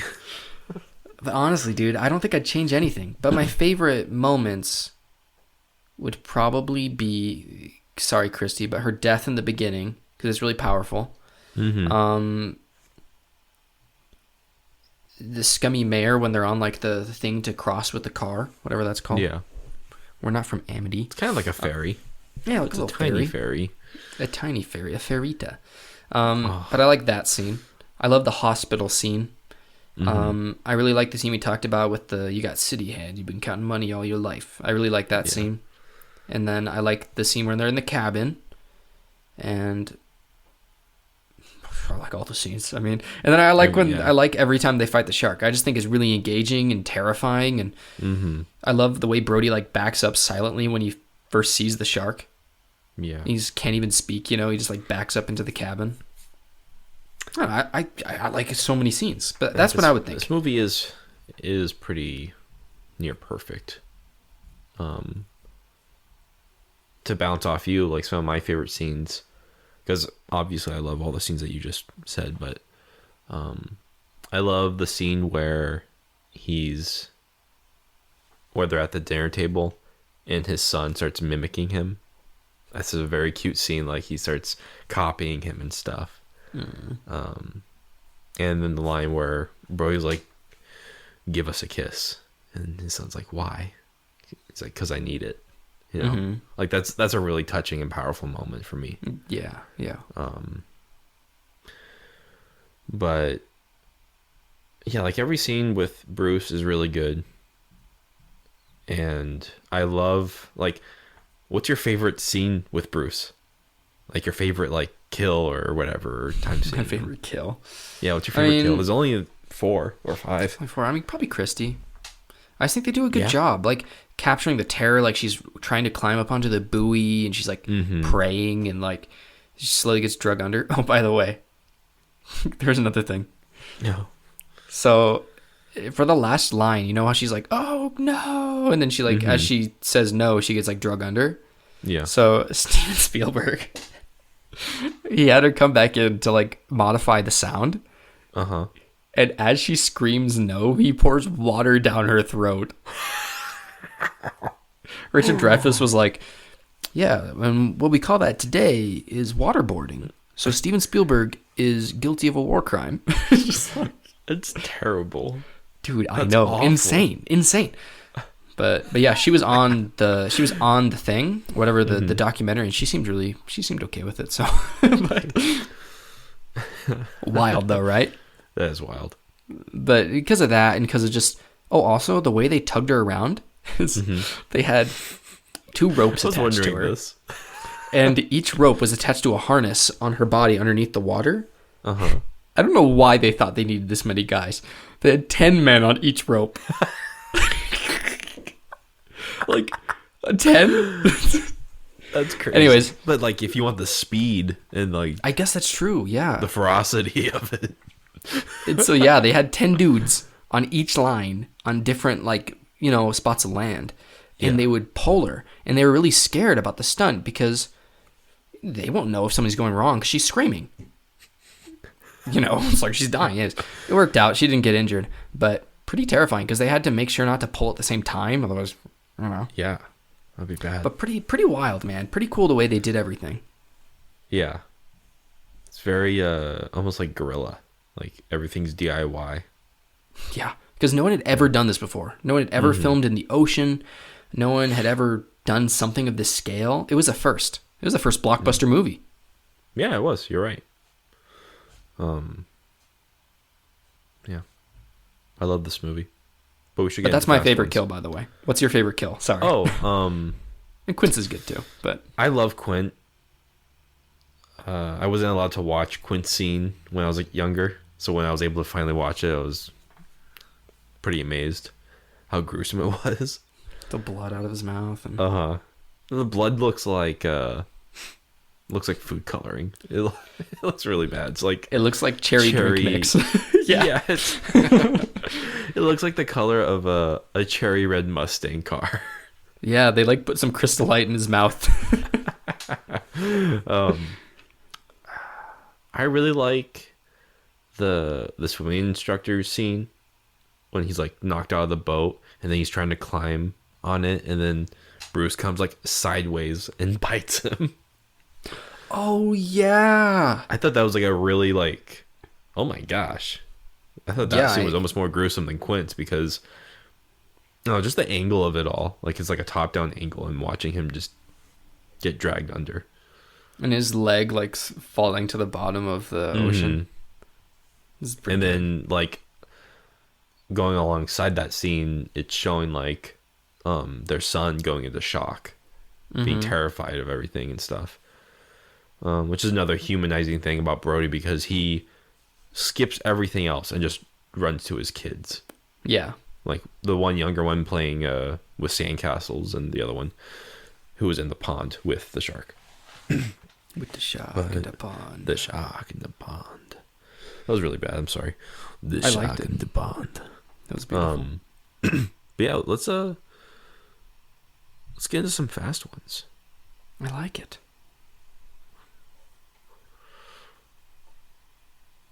Would you like me to give you my fast ones? Or would you like to give me your fast ones?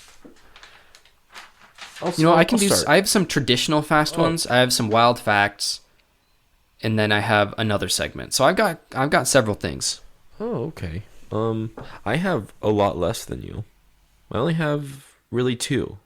So Let me do my traditional ones first, then, please. and then we can end with like wild facts or something. Wild ones. Wild ones. So, if you were a shark, what variety of shark would you be, Chris? I mean, I have to go with great white. Interesting. Why is I that? have to. You see how pale I am?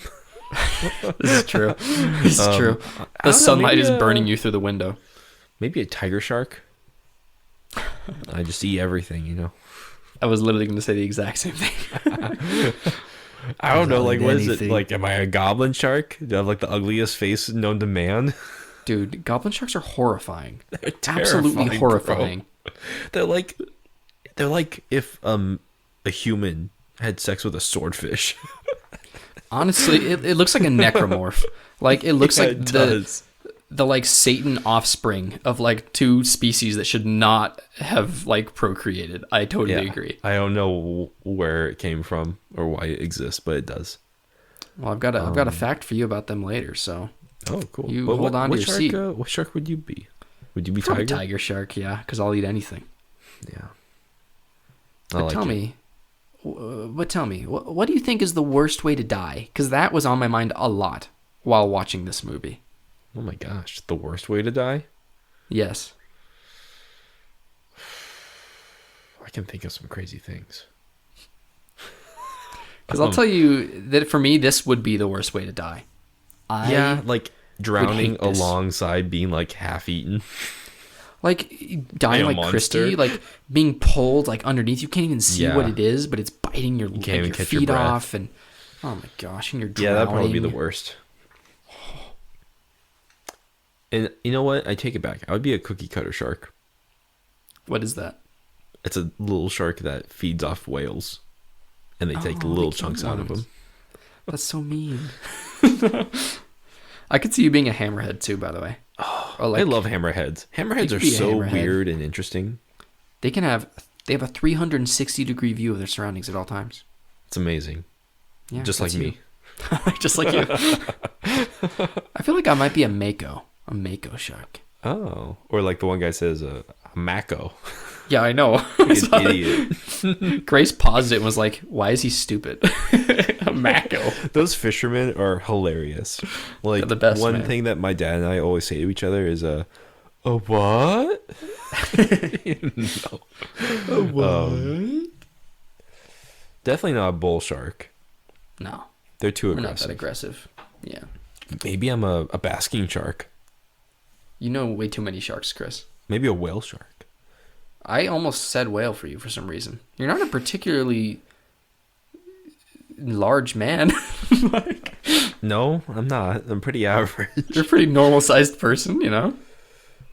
A slightly above average height. But for the some reason, whale American shark, male. it did come into my mind for you. I don't know why. Interesting. Whale sharks are interesting. They're wild. I have a They fact are, about though. whale sharks for later, too. That may or may not be true. Oh. Oh. But tell me, Christopher, would you rather be killed by the shark or killed like the shark? Oh. Killed like the shark. I'd rather be blown up. You'd rather be holding an air canister in your jaws and have it shot by somebody after slowly having this is the thing. Because the shark you're right, the also shark. had harpoons stuck in its back for hours. It was shot with a And rifle like 8 was shot with a times. rifle, shot with a pistol 6 times. Maybe you're right. But I would still rather go that way though. Yeah. Because at least the I'm other- coming to my own death. The shark is a surprise. Yeah, that's true. Yeah, I mean, you just have to be blown up. It'd have to be, right? At least it's over. And you come to your death. You know, you're like, I'm here, I'm ready. I'm shoot ready. the canister. I'm not Whereas- going to spit it out. I promise I won't spit it out. Just shoot it. I wouldn't want to shoot it out because then I'm just going to get shot in the throat. But yeah, I think that'd be better. I just couldn't. I like that. That's Just- a good fast one. The not knowing when it's going to happen would kill me before the shark could kill me. But yeah, I was wondering how you would think about that. Or imagine being Quint, sliding into its mouth. Oh no.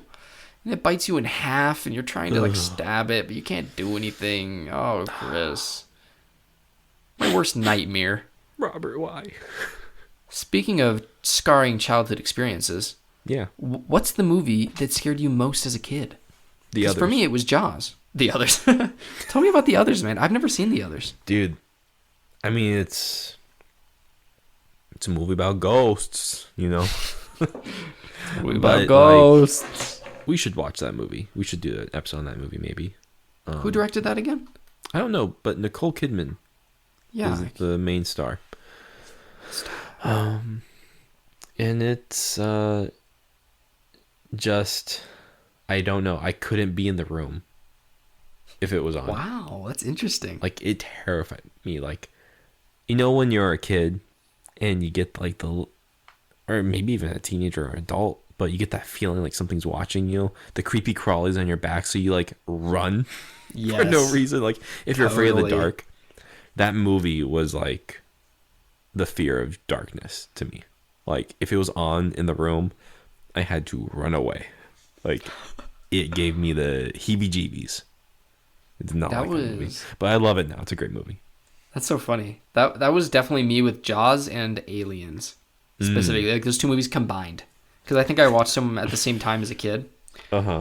And I specifically remember shutting off the light in the bathroom and running to my room. Yeah.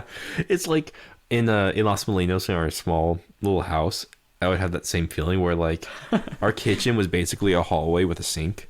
Yeah.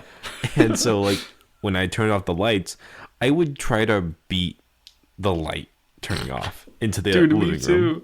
I remember getting in like a runner's stance with my finger on the light. Exactly. Oh my gosh. Or like, dude, even like after milking the goats at night and you have to turn off all the lights. Yeah. Oh, I hated that. So many bad memories with the goats. We got to do a podcast just on the goats, dude. Honestly, some crazy stories. Oh my gosh. But yeah, dude, I totally remember what you're talking about. Yeah. And that's how it was for me too, man. Just so scary. I remember I still get that feeling. Oh yeah? From the others? Or just not from the others, just from like being in the dark. Or like I understand that. Because like my porch lights won't turn on for some reason, so like walking from my front door to the front garage is like maybe 50 feet, you know, and just like I don't know why our garage door is always open. Yeah, I feel like there's people in there watching me, like I understand getting that, dude. protein drinks out of the garage, and sometimes I run back to the front door. Because I'm a scaredy cat. No, I used to run a lot at night, especially when I lived in Chico. Mm-hmm. And there were tons of times where I was on a run and I was fine just listening to stuff. And then I also used to run a lot, by the way, people. I used to really be into running. Now I'm fat. Mm-hmm. But at the time, I would go running at night. And there were many, many times where I'd like see something out of the corner of my eye and just get tons of adrenaline and be like super spooked. And my mind would just be convinced that something was trying to kill me. And I would like just start sprinting. Or something. Yeah. It's like the weirdest sensation, but I totally know what you mean. It still happens sometimes. Yeah. I like that, though. I remember the night that I watched Jaws. I couldn't sleep at all. And usually nothing kept me up. But I remember my mom telling me, like, no, it was a machine. It's not even a real shark, and it broke all the time. It was a stupid machine. Like, it being a bad machine should help me be less afraid. Yeah. But I remember specifically, like, not being able to sleep till, like, its flaws should scare you. You should be scared of being like the shark more than anything, you failure. A flawed little boy named Bruce. You are the shark. We should have named you Bruce. But yeah, no, I'm glad. I'm glad you were terrified of the others. Yeah, me too. And we kind of already talked about this, but I wanted to hear your thoughts on the Meg, just because my wife brought it up. Mm-hmm. But I have another question, since we kind of already talked about that. This is my last normal fast one. Okay. If you were in this movie, who would you be? Oh. I'm definitely not like any of the characters. I'd be Bruce because I'm flawed. No. What if you had to be one of the main three? Because I don't know, the others. If I had to be one of the main three, probably just Brody. No, you'd be Hooper, man. You love sharks. I guess that's true. I do love sharks. You'd either be Hooper. I feel like you might be Hooper. I don't think you're mean enough to be Quint.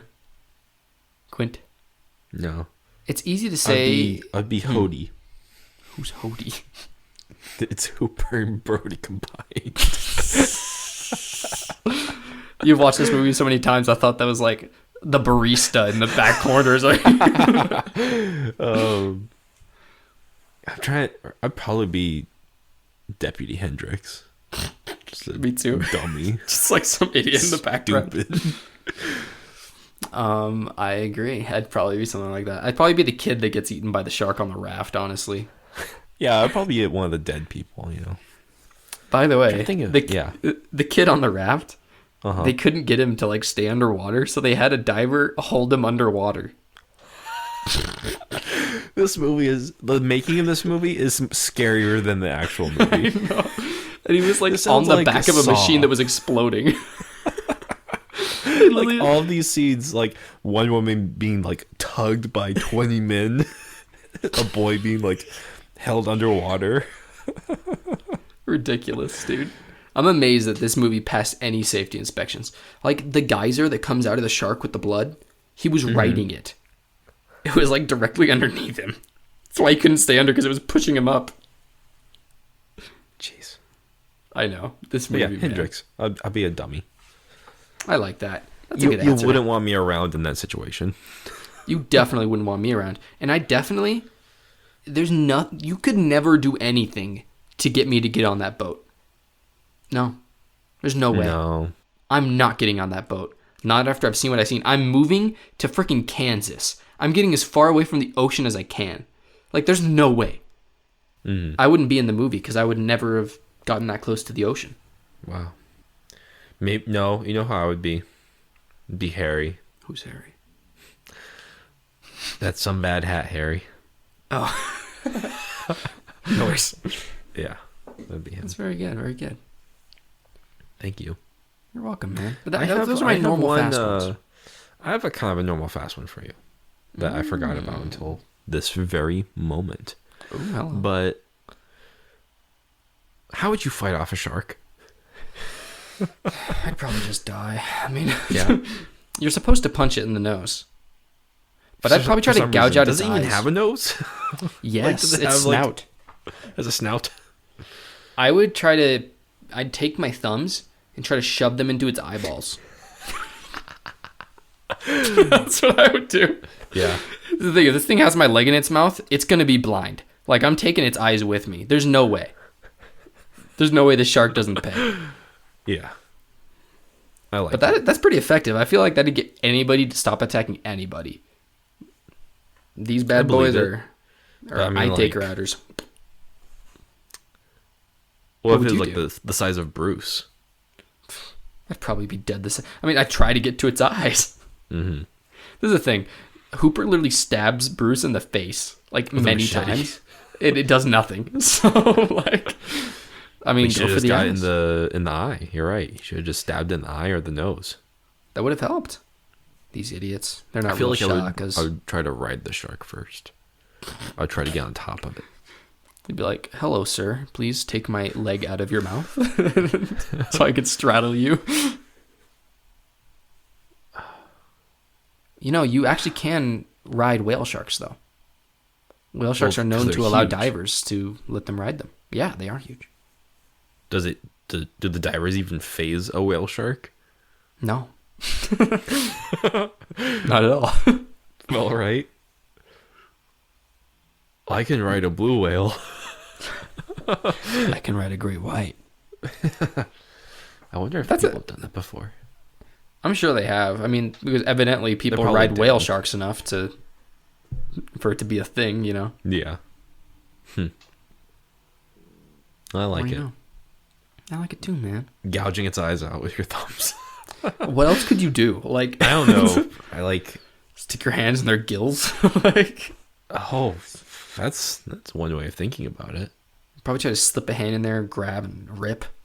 Sorry, shark listeners. I don't know. Like maybe if you could somehow fit inside its mouth behind the teeth. Did you know that sharks have like many, many layers of teeth within the mouth? Yeah, they have like 3, right? Yeah, so like, Or, like, even if you 6. get into the mouth, like you can't escape. Like there's just Yeah. more teeth. They're the worst creatures in the And world. their teeth are like all serrated. Can I tell you a phrase that I read? Yeah. So they call sharks' mouths a conveyor belt of death. Because of the rows of teeth Uh-huh. that slowly advance through the mouth. As teeth are Oh. taken away, the teeth will literally go forward. So they Wow. call it a conveyor belt of death. That's terrifying. Yeah, the mouth is a bad place when it comes to a shark. The mouth of a shark is a conveyor belt of death. The mouth of a shark is a prison you will never escape. But yeah, there's nothing you can do. I think once an extremity is in the shark's mouth, It's gone. that extremity's gone. Nothing you can do. Oh man, that's terrifying. Yes. Maybe I don't want to be around sharks. Thank you. Thank you. They're the Have you seen like the worst. mouth of a goblin shark? Oh my gosh, dude. Its mouth They're- is like a porcupine. They're literally just the most horrifying thing I've ever seen. They're horrible.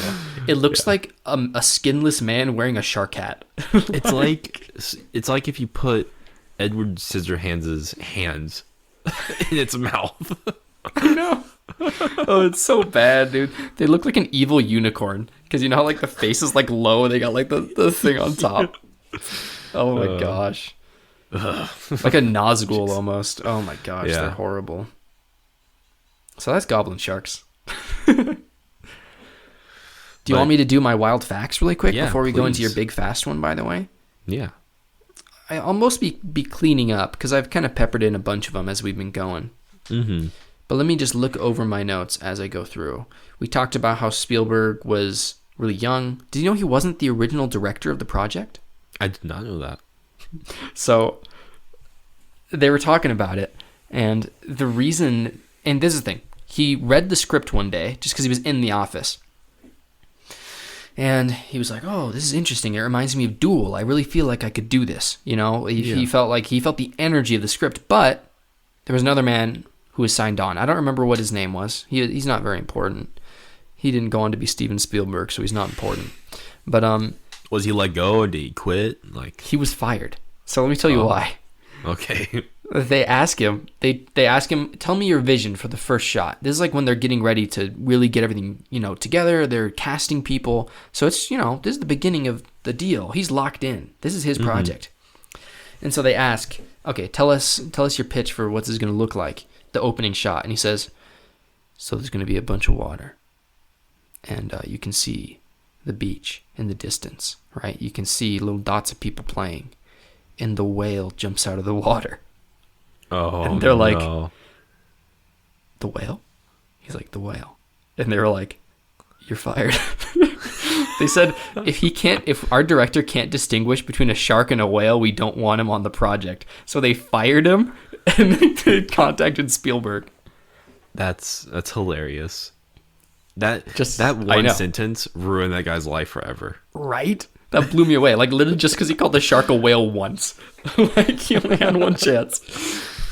And another interesting thing about that is that Spielberg, in the meantime, had signed on to do Lucky Lady, which is another film. Have you ever seen it? You ever heard about it? Never heard about it in my life either. So he comes to the guy who owns the studio, right? He goes to the guy who owns Universal because he's a personal friend of his.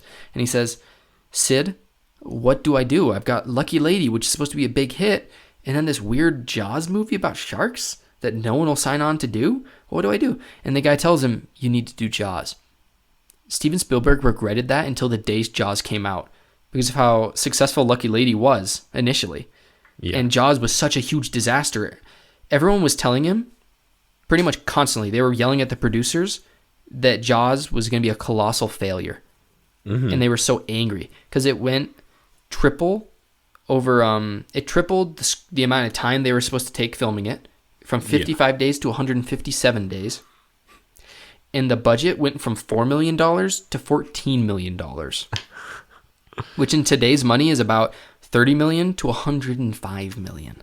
That's crazy. Insane. Anyways, so pretty much Steven Spielberg, the entire time it was filming, was being told, this is the end of your career. Anyway, so he was really mad for a long time. It ended up working out, but he almost didn't do the movie. He signed on to do another one. And then when he did choose to do it, it was a huge disaster the entire time. So, pretty wild. Wow. Good job, Steven, for identifying a shark. I know. I know. I mean, if that was the qualification, I could have done this. But yeah, we talked about how it was a book and the shark trainer debacle. There's one weird fact. So you know how George Lucas and Steven Spielberg are friends? Yeah. George Lucas came to set one day and broke the shark. It technically was Steven and George. So George Lucas got into the mouth of Bruce. And Steven Spielberg tried to make it bite him. And it broke the shark. George is so fat now, so probably. I know. What did him in? Pretty wild, right? Freaking George Lucas, just trying to ruin everything. We talked about how you were supposed to see the shark more often. Oh, here we go. The boat, the Orca. Yeah. There were two of them, right? One was the one they were supposed to film on all the time, and the other was the one that was supposed to sink at the end. Yeah. However, halfway through filming, the orca sunk, but not the one that was supposed to sink.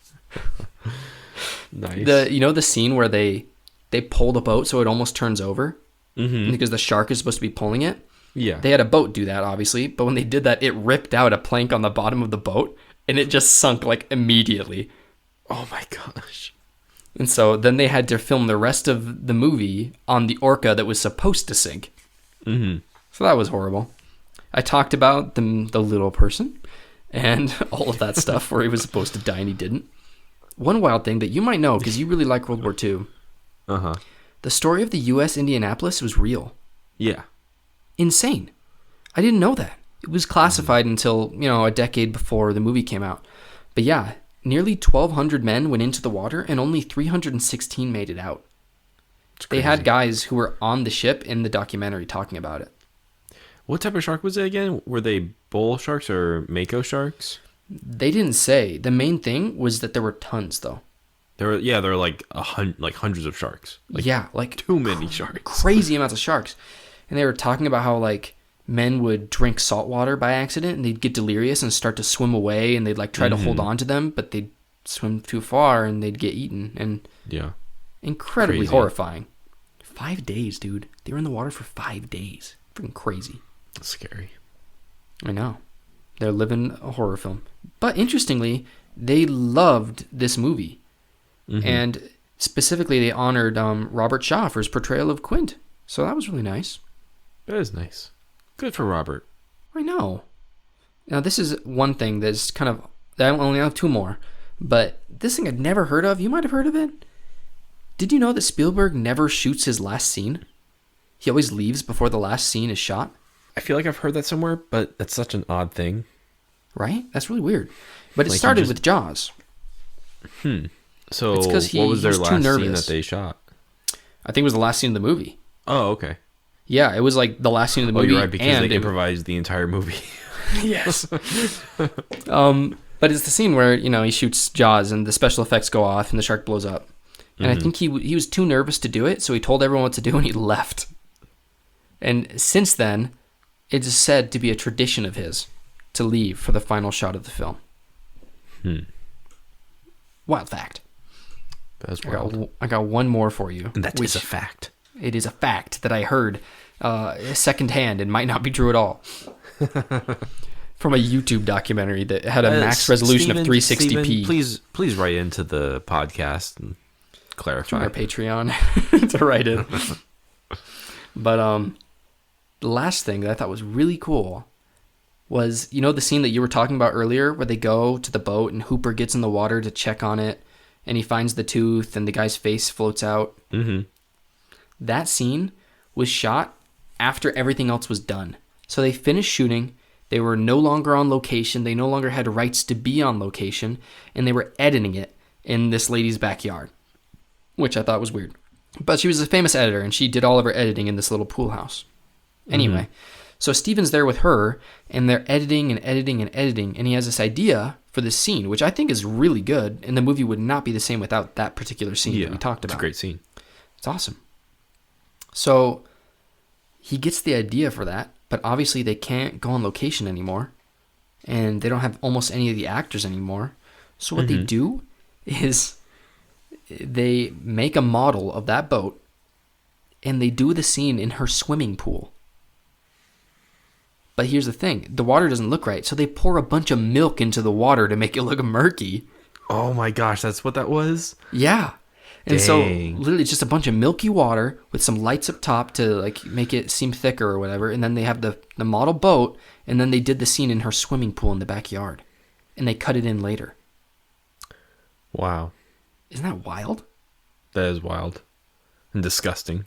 Right? Swimming in water milk. It's gross. Ugh. But yeah, pretty freaking wild. Anyways, those are all my wild facts. That's crazy. That's all I got. I'll have to send you the documentary, man. It's pretty good. Yeah, please do. I'll start with the smallest fast one I got, and that is Jaws 2025. So this will be the 50th anniversary, Ooh, hello. and we are the people who are going to pick the actors. Ooh. And we're going to cast the main characters I like with it. modern day actors. And I would like you to tell me who would play in your Jaws as Brody. Who would be Brody for you? I'm so scared that you're going to disapprove. Who knows? I might love it. I'll say this much. This particular character is my least strong casting. It's the one I don't really have a strong opinion on. Mm-hmm. But I will say this much. Can I give a disclaimer before I give my casting? Absolutely. So Steven Spielberg said something I thought was really interesting in the documentary about the actors he chose. Mm-hmm. He said there were several actors that came to him that actually really wanted to play Martin Brody. I don't remember who it was, but it was a big-time actor of the time. It was like the Tom Cruise of his day, right? Or the Leonardo DiCaprio of his day. Yeah. So, and he turned him down. He said, "I don't want you in Jaws." And the reason he did that is because he said, the shark needs to be the star of the movie. Mm-hmm. It's not about this person having the acting ability. It's that I don't want these stars to take the screen away from the shark. Like, you shouldn't be thinking to yourself, "Oh my gosh, that's Robert Redford." No. He didn't want people that were that famous. He wanted almost undiscovered people or less well-known people in film so that the shark could remain the star even though their performances were great, right? Yeah. So I tried to choose people that are not, that are a little bit in the limelight, but that aren't as crazy famous. Okay. Does that make sense? Yeah. And granted, my people are really famous people, but just not like, not, because I'm not a casting person. I don't know the up-and-coming talent that doesn't exist. But anyways, I tried not to choose people like Christian Bale or Tom Hardy that are hot right now, Yeah. You looked guilty there. So I chose Ewan McGregor for Martin Brody. Ooh. He's very good at being an everyman. He's a very good everyman. He is. He was really good in Doctor Sleep. That's what I heard. And he's great in everything. Oh, Yui. Oh, Yui. Especially The Island with Scarlett Johansson. Oh, there we go. It's a great I like him in Michael Moulin Bay Rouge. film. Ah, yes. He's great in Moulin Rouge. Yes, he is. So, Ewan McGregor's a great actor. He's got a lot of range. Very relatable. Mm-hmm. I think he'd be a pretty good choice. I don't think he's the best choice, but he's the first person that came to my mind. What about Another you? good film, directed by Roman Polanski, is The Ghost Rider. With Ewan McGregor. I know exactly. I thought you meant The Ghost Rider at first. No, Ghost Rider. I was like, that is Nicolas Cage. No, I like that though. Yeah, he's really good as the Ghost Rider. No, I want to watch some more Ewan McGregor movies. It's been a long time. It's been too long, Yui. I chose Bill Hader. Ooh, interesting choice. Bill Hader. Bill Hader he could kind of play, not a nerd, but kind of a goofy kind of guy who's like kind of aloof, doesn't belong. He doesn't really know what he's doing. Do you think he could handle it? Do you think he he could could. be serious enough for the role? Yes. Yes, I do. I forgot who said it. I think it was the guy who created Breaking Bad, but he said that comedians are perfect for serious roles. That's good. I mean, he looks right. I think Bill Hader has a really good look for Brody, personally. Mm-hmm. Thank you. I'd like to see him try. And maybe he could bring a teeny bit more levity in Brody's character. A little more character in Brody's character. I see. Yeah. But who would play Hoopa in your 2025 reboot? Oh man, this is the one that I thought, not that I thought the most hard about, but I like this one. I like this casting. So, granted, this guy is really famous right now, but Joe Keery. I don't know who that is. He's Steve from Stranger Things. Who's Steve? Dude, have you not seen Stranger Things?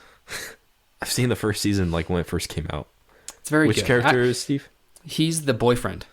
Oh, he's the boyfriend. Not like the creepy big, one. The big long hair boyfriend. Yeah, he kind of has a funky face. Yeah, a little bit. So he takes on a much more comedic role in the later seasons. Yeah. And he has really good chemistry. Like I've been really impressed with I him know as who an you're actor. talking about. Yeah. And I think he'd be fantastic for Hooper. It's As a very interesting. slightly younger Hooper, but he has that really Eastern Coast, like East Coast, comes from money, just look to him, and he really plays that well. I think he'd do a really good job, and the way he just can bounce off of, older actors, which he does really well in Stranger Things. Yeah. I think he'd do a really good job. So I really liked the idea of Joe Keery as Hooper. I like that.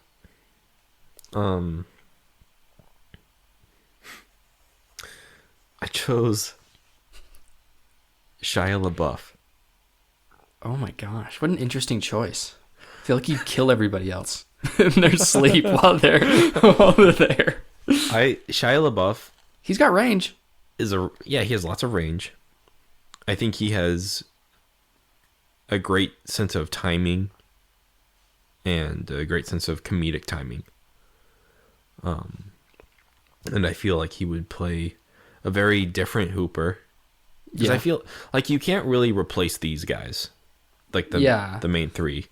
You have similar roles, but they got to be different. I agree. Yes, a different flavor, Mm-hmm. And I feel like Shia LaBeouf could play an interesting oceanographer guy.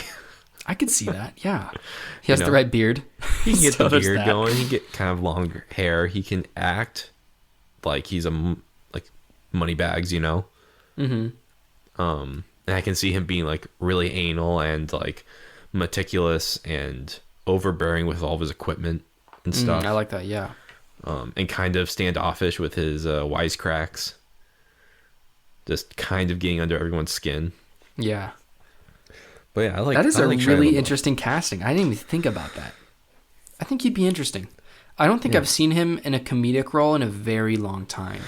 So it'd be nice to see him come back and bring a little levity, Yeah. But for your favorite character, I think Quint.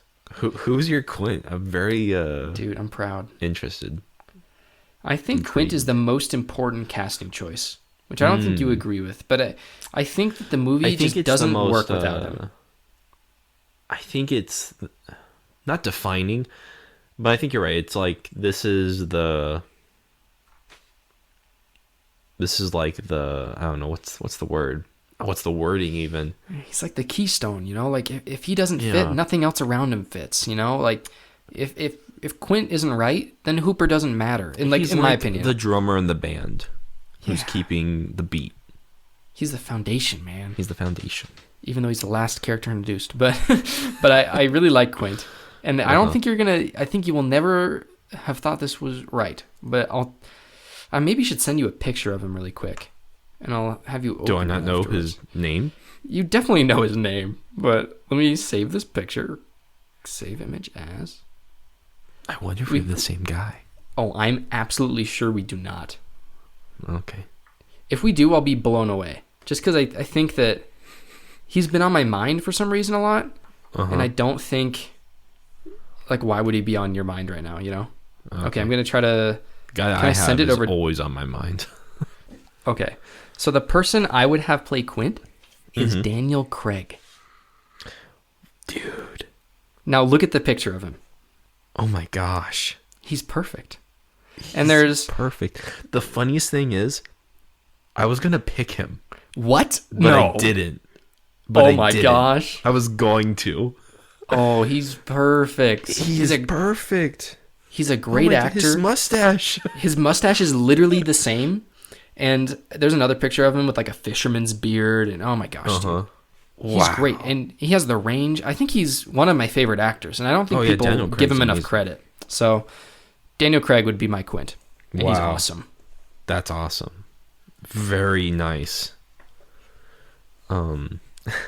Who's yours, though? That's so interesting. You almost chose him. That blew my I mind. almost did. And Yeah. So can you even guess mine? I want you to guess.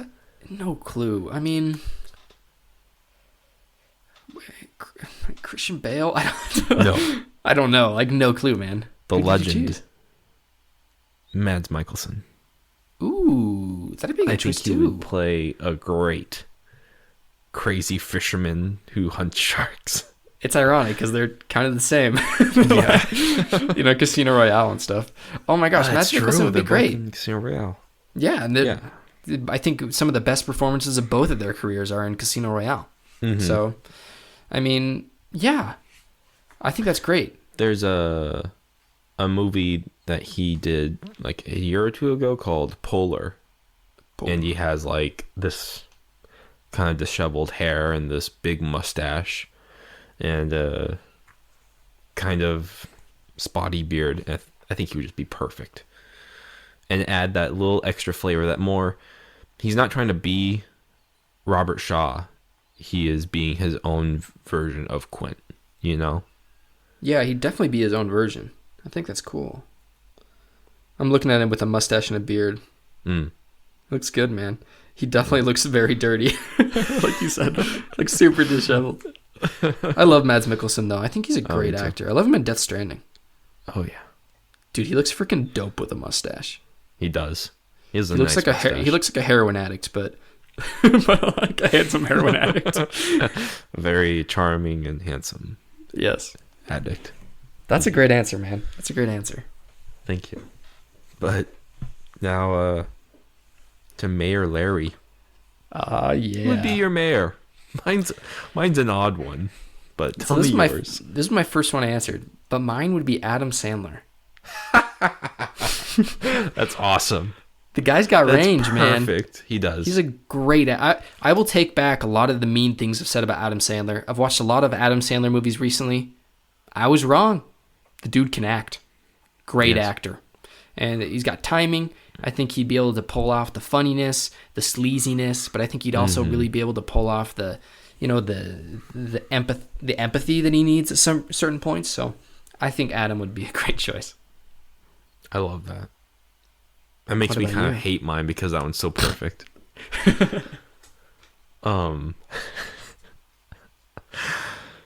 I picked Pierce Brosnan.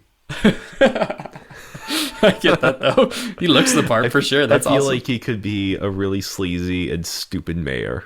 Yes, I agree. I'm not, Well, that's a great choice a big too, though. fan of Pierce Brosnan, but like I think of his role in Mrs. Doubtfire. Mm-hmm. You know, Yeah. kind of I just like agree. rich, selfish. I mean, he's not very selfish in Mrs. Doubtfire, but he just tries to get what he wants, pretty much. Mm-hmm. But yeah, I like that. Pierce Brosnan. Adam a good Sandler's adjective. perfect though. I love that. They're both good. Adam. Now for the least important one. Just kidding. Ellen. Who'd you pick for Ellen? I chose Emily Blunt. Emily Blunt. It's fine. I mean, I think Emily Blunt's a good actress, but I don't know. Just some blonde lady. I don't know. She just had the right look, you know? Kate Blanchett. I almost picked Kate Blanchett. She was on the list when I looked up blonde actresses. Okay. I think Kate looks a little too old. That was why I didn't choose her. Yeah. I felt But I like think that's for a good answer, For though. Bill Hader, she could have worked. For His my mom. Brody. His mom. But I have a part 2 to this. Oh, yeah. And it's just the other side of the coin. Like, it's almost what we want. It's almost the honorable mentions for our cast. Mm-hmm. Maybe doing something different. Yeah. Maybe I don't know. I No, really I'm- don't know. I've been adding to it, like people that I could see, but that I wouldn't want. You know what I mean? Yes, exactly. It's a perfect way to put it. You mind if I go first for my Brody? I would love that. Because I feel like you can't go too handsome with Brody. No, But I did. I agree. I did with this. Michael Who'd you choose? Fassbender. Michael Fassbender. Oh, that totally reminds you of another one I could do that's really good. Oh, jeez. I think That's funny, though. it would be a very different Brody. It would be. Oh, Michael. Oh, He but bends so fast. who's your honorable mention for Brody? So my first honorable mention... Well, first of all, a preface. Anybody from the Marvel Cinematic Universe. Like, Any anybody. handsome white man. Honestly, like, I don't want any of them in the movie. But Brody, my first one was John Krasinski. Dude, I was thinking about that. Which, like, wouldn't actually be a horrible choice. But He's too but he's too charismatic. Yeah, he's too much. He's too much. Another one, though, that I thought of once you said Michael Fassbender was Matthew McConaughey. Oh my gosh. I could totally see him, like, being casted, but I wouldn't want it. Even though I love Matthew McConaughey. But I could see that. Sometimes you have to be hunted by the shark to hunt the shark. Sometimes when you hunt the shark hunts you. Drive Lincoln. That's right. It's a terrible Matthew McConaughey. I'm sorry, audience. All right. Yeah, we're not. All right. Oh gosh, I love Matthew McConaughey. That's a Just great not, answer just not though. for Brody.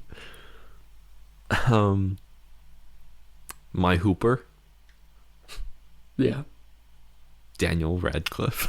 dude, me too. Really?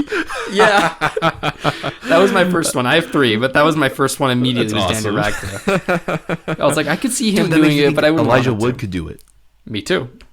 I wrote Daniel Radcliffe / Elijah Wood. What did we call that? Radical Wood. Radical Wood, baby. Of course. Who was your Want third? My third. So you'll probably know who I'm talking about, but the eyebrow kid. You know, the eyebrow guy. The guy with the weird Yeah. eyebrows. That kid, because he's like Yeah. kind of popular right now. Yeah. And I could see him like landing a role like this.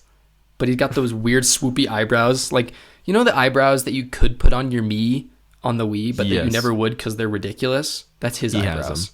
Yeah, they're real though. Isn't he in that new like Dark Pictures anthology, like Oh, is he? Little Hope? I'm I pretty can sure. see Yeah. that. I don't know. I mean, it's whatever easy. it's Just called. look up eyebrow guy Dark Pictures anthology Yeah. and it'll come up. Were the Millers? I think it was like his first breakout role. Yep. That kid. He's in the And Maze he's also Runner, I in think. Midsommar. Is he really? Yeah. This kid, man. This Grew up kid, quick. So, crazy kid. crazy kids. Who was your honorable Quint? I feel like it could be any number of people, but my first one was Joaquin Phoenix. I was thinking that too. I could see that. Like, I wouldn't want it. I don't think he's the right guy, but I could see people No. casting him. I picked Liam Neeson. Great. I almost picked Liam Neeson too. That's a great choice. I think, especially him in The Gray. I gotta get some little bottles between my fingers. Yeah, I want him to fight the shark with bottles in his like knuckles. Instead of a machete, Shards he's of got glass. he's got tiny shards of glass. Gah, gah, gah.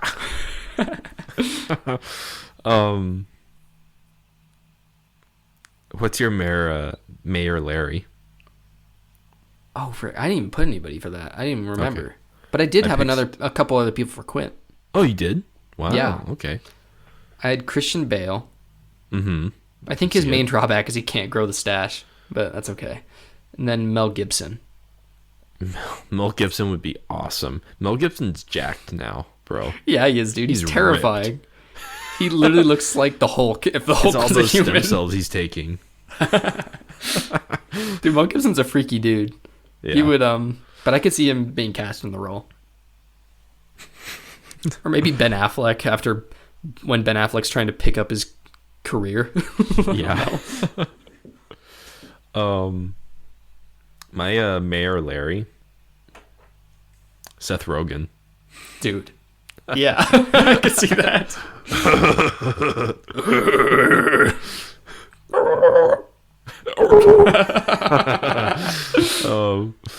I don't know. I thought he would be funny to look at. I could see Jonah Hill maybe. Yeah, Jonah Hill. That's just Similar came to mind sort of also. Just like, James Franco, dude. dude. James Franco can be slimy. Dude. That'd actually be really good casting. Right. I take back Seth Rogen. And I take back Pierce Brosnan. That's funny. Like every other director ever, you took back Seth Rogen and used James Franco instead. James Franco, or even, Zac Efron. Oh, heck yeah. Zachy boy. I love Zac Zachy Efron. boy. Chris Pine. All the Even pretty Dave boys. Franco. Dave Franco could be great. Dave Franco could be great. I feel like Dave Franco would get killed by a shark, though. He's too pretty to live. You're right. And Ellen. I picked one that's a little off. Like, it would be interesting. Zendaya. She's really big right now. Yeah, she's huge. She'd probably do a great job. A little I young. think so. A little young looking. That was my problem. Like, Michael Fassbender with Zendaya would be weird. I mean, honestly, who would be that surprised if Tom Holland was Brody and Zendaya? But I'm pretty sure, like, she was just in a movie where the guy is basically the same age gap. Michael B. And Jordan, she was right? playing it. I think so, yeah. I Yeah, think we're thinking of the black and white movie. Yeah. That's like on Netflix now. I don't remember what it's called, but Yeah, it's like this kind of the same age gap. She's only 24. No, it's John David Washington. No, really? Yeah, it's the guy from Tenet. Wow. Okay. I've heard it's really good. Me too. I kind of want to watch it. But you want to know my pick for that I actually think could be good now that I actually have given Ellen a chance as a character? Yes. I really like Jennifer Lawrence. I think she's a really good actress. Like, have you seen Silver Linings Playbook? Yeah, it's a good movie. It's one of my favorite movies. I think she and Bradley Cooper have great chemistry, but I think that Jennifer Lawrence would do a good job. I could see it. I'm not the biggest fan of Jennifer Lawrence. That's interesting. I've just liked her in a lot of performances. I've been really impressed with her. Besides, like, I mean, The Hunger Games, but that's like saying Robert Pattinson's not a good actor because of Twilight. You know what I mean? Well, those movies are great, and he was awesome in those. So Was he? yeah, he was. They're hilarious. They're good if they're comedies. I could smell you.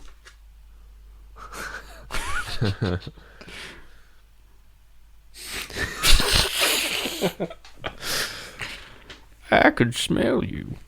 I can smell you. That was awesome, man. That was good.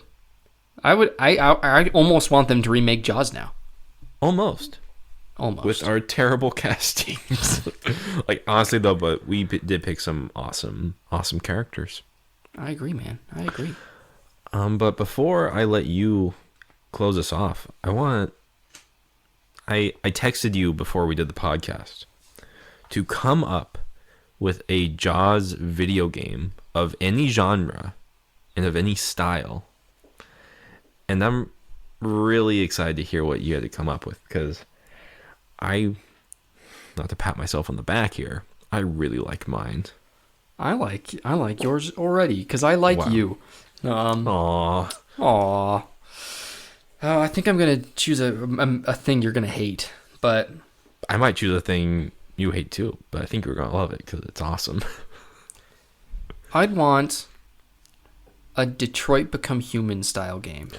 Oh, I love where it's that. like the first half of it's like a mystery story where you're trying to figure stuff out, and it really plays out like the movie. You know, maybe change a couple things, but I'd love it if you were controlling Brody throughout the story, and you had to detective around and like figure out everything, and eventually, you know, it becomes a story game on the boat, and you have to choose things. What do you let go? What resource? Anyways, I would like between a Telltale and a kind of David Cage style game. That's what I would want, which is kind of a cop out because it's a movie, but that's what I personally would want. I like that a lot. And I would want that too. That was like one of my first thoughts also, is like, oh, this would be really cool. Or even like a resource management type of game to go along with it would be pretty cool. Like you said, with like choosing, do you pick up the rifle or the pistol or the harpoon gun, you know? I like that a lot. Different characters could die and stuff. Would you save from like going in the water, you know, like you see the air canister and then like a life, you know, all sorts of stuff. Or I feel like yours is going to be a co-op shooter. Like, I have no idea what yours is going to be. It's not. But like, imagine a David Cage game of the making of Jaws. Dude, that'd be wild. Like, That'd be at the way end, harder than it plays your movie that you made, and it could be awful or great. That'd be really cool, actually. That would be really cool. Do but you no, put milk in the pool? Sorry. or Capri Sun. Capri Sun. You have to find the milk in the fridge or something. Sorry. I don't know what to call mine, so I went with Jaws 2D. Play on words with the 3D. Mm-hmm. It's a 2D fighter in the style of Guilty Gears, Oh my gosh, that's awesome. where you play as Brody and some other characters, and it's just a fighting game. That's dope. And like, I took some characters from the background of the movie, and the first one that you have to fight is the man who has like the bicycle tires chasing Brody in the street. He would be called Wheelman, and he's a master of like cycles and bicycle wheels, and he can like throw them like discs at you. This feels like Mega Man. And Brody's powers, by the way, are he uses like compressed air canisters to knock people out. I thought he was gonna whip out his revolver and shoot people. No guns in Amity. And like the verses, like when it says fight and stuff, it's the interviewer that's in the movie. Yeah, with the glasses. Awesome. And then you have to fight like Ben Gardner, who has Chum and Dynamite. You have to fight Pippet and Fetch. I named the owner of Pippet Fetch. You know, they're like a tag team duo fighting, you know. That's dope. And then Charlie and Den Herder, which are the guys with the hook and the roast. Oh, I love those dudes. You have to fight them, and like they could like Swing have their around chain the and rope. swing it. Yeah, swing the roast at you. And then you have to fight Harry with his bad hat. Fight Deputy Hendricks, who uses a whistle as his powers. This hurts to your fight- ears. Yeah. Fight Mayor Larry, who has paperwork. That's the only thing I could come up with. A fisherman who says a what, and he's like an aloof, stupid character, almost like a drunken character who Like he's a hard to drunken control. sailor. Yeah. Ooh.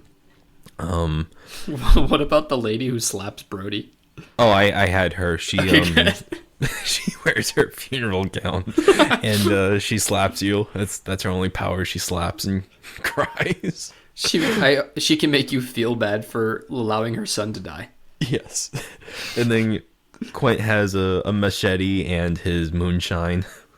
What a boss. Hooper has the harpoon gun, and he puts people in cages. And then the final boss, obviously. And by the way, this like plays out like, imagine Dragon Ball Z Budokai 2, or okay. or like Super Mario, I think 3, where like you can move around this map and you go to these different arenas and fight. The last one would be fighting Bruce as the shark, right? So you're Brody, you're in the boat, you're swinging your canisters and you're hitting him. But then there's another fight where Bruce comes out of the water and he grows arms and legs. And he punches. You guys just have like a fist fight at the end. That's amazing. And it's all like anime and stuff. And yeah, that's my game. Jaws 2D. I love that. I Maybe thought it can be called Guilty Jaws. Guilty Jaws. That's great. For some reason, I imagined you would be playing as Bruce from the beginning. So it's like, how is this going to work? Like a 2D fight as he get on his fins? Nah, you're Brody, man. I also thought, like, what if it was like freaking Dragon Ball Z? What's the new one? But it's like 3D. Fighters. Yeah, Dragon Ball Fighters. But like, you're a shark. Yeah. Or it's just normal, like you're Brody, but you have these powers where you can fly.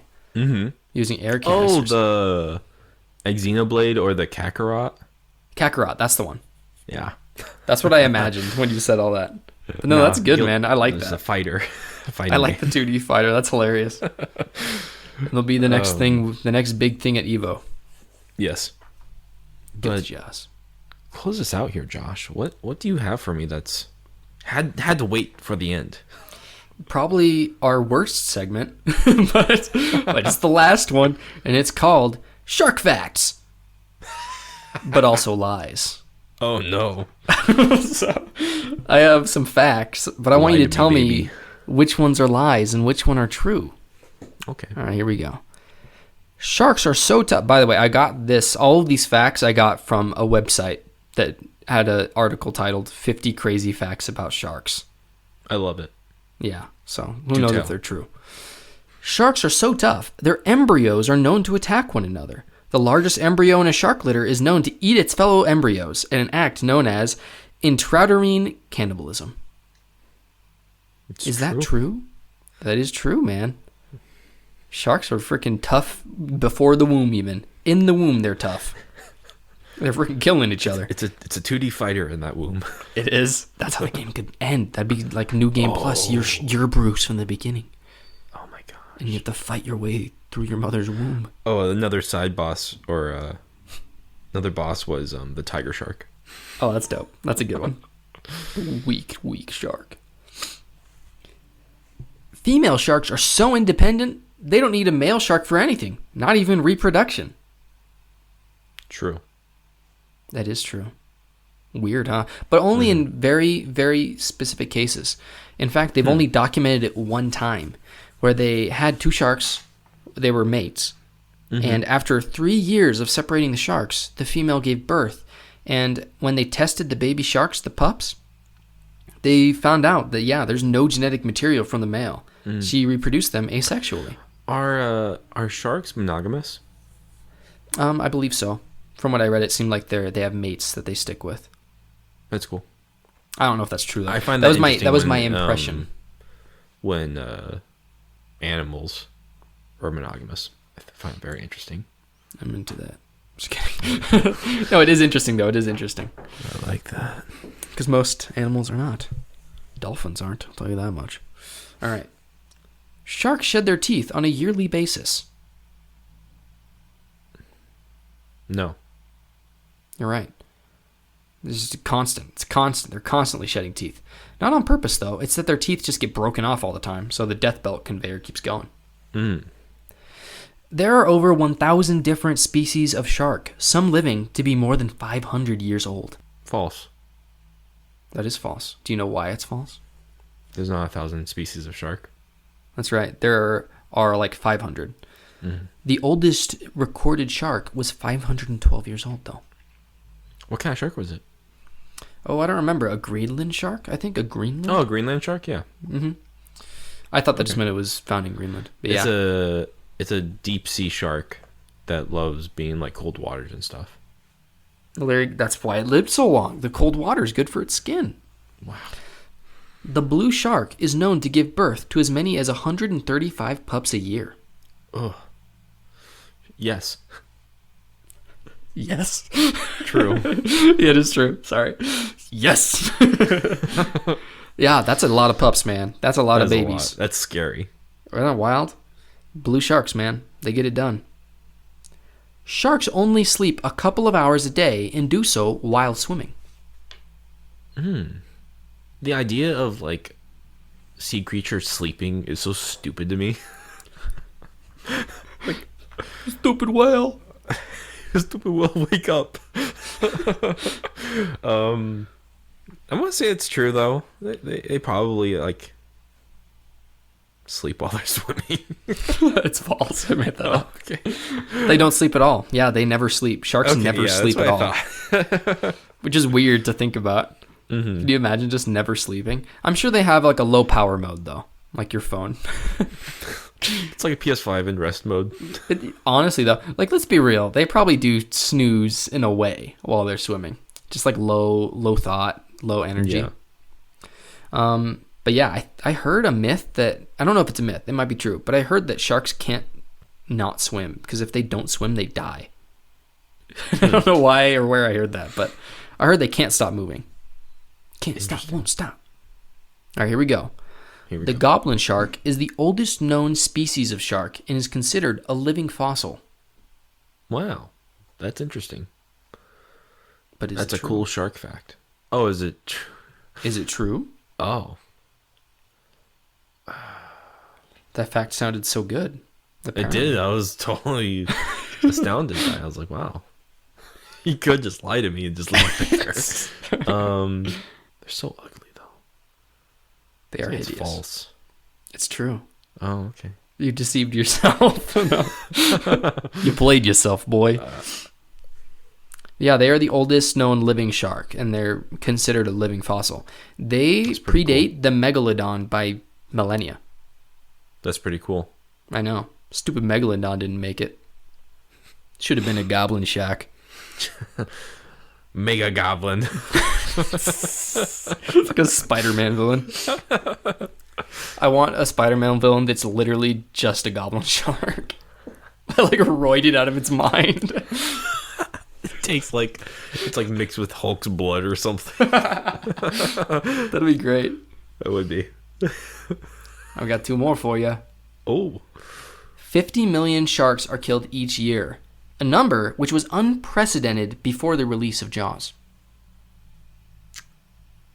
I feel half of it's true. But I'm gonna say it's false. It is false. Why is it false? I don't think there would be sharks if 50 million of them were killed every year. That number's So- too high. The number is wrong, but it's way too low. No way. 100 million That's crazy. every year. That's so Because sad. the blue whales be having 135 pups a year. That's so sad. It is sad, man. And the number was much lower before Jaws. Can you blame Now- Steven Spielberg then? Yeah. Can you sue him? I want to sue Shark on behalf of... I want to sue Steven Spielberg on behalf of sharks. But it is sad. And, there is a big sharking market, especially in the East. But, yeah. Have you played Far Cry? You just go shoot a shark in the face and then skin it alive. Yeah.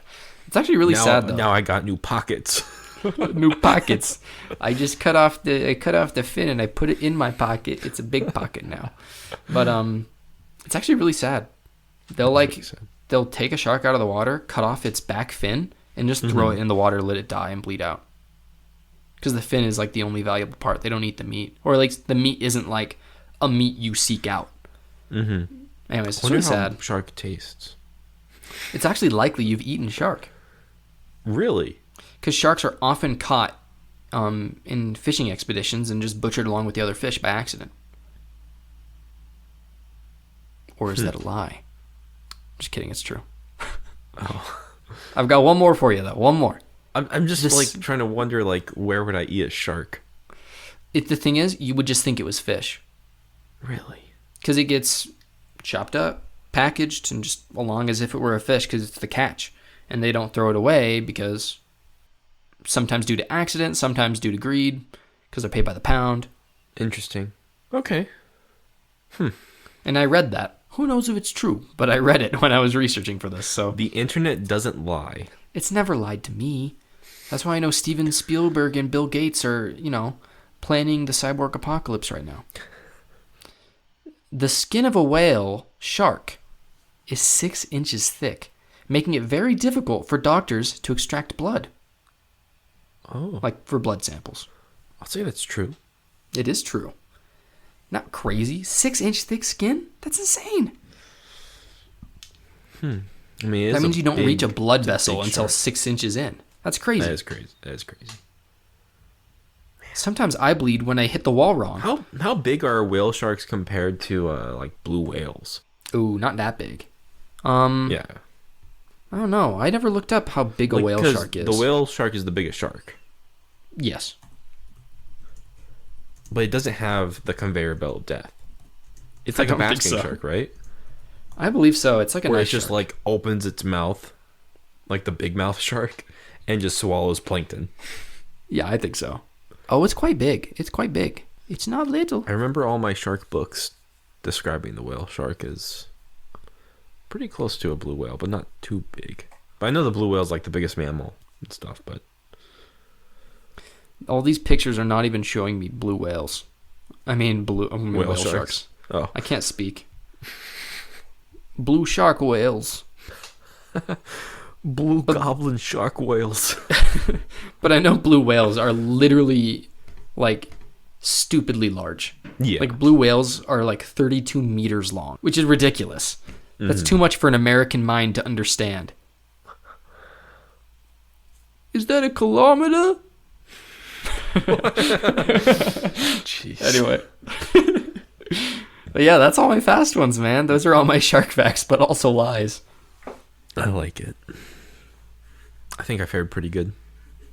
You did a good job. It's because it wasn't about Pokemon. If it was about Pokemon. Yeah, if it was about Pokemon, every single one was you would have wrong. lost. I should have just done Pokemon that are sharks. There's Sharkpedo. Oh. There's what's the other one called? Snark. Well, I I made killed that up. myself. That's not after a real hearing that. Pokemon. But Sharkpedo is a thing. Or Sharpedo. That's even worse. He's a fast shark. Does he spin? No, he's like a torpedo. Is it the torpedo that hit the Indianapolis? Probably, man. Pokemon is an Asian game, so. I knew it. I knew they did this. Well, thank you guys, and thank you, Josh. Yes, thanks everybody. This was great. We love you. We love you. Bye-bye. Bye-bye. I always reach to hang up on you.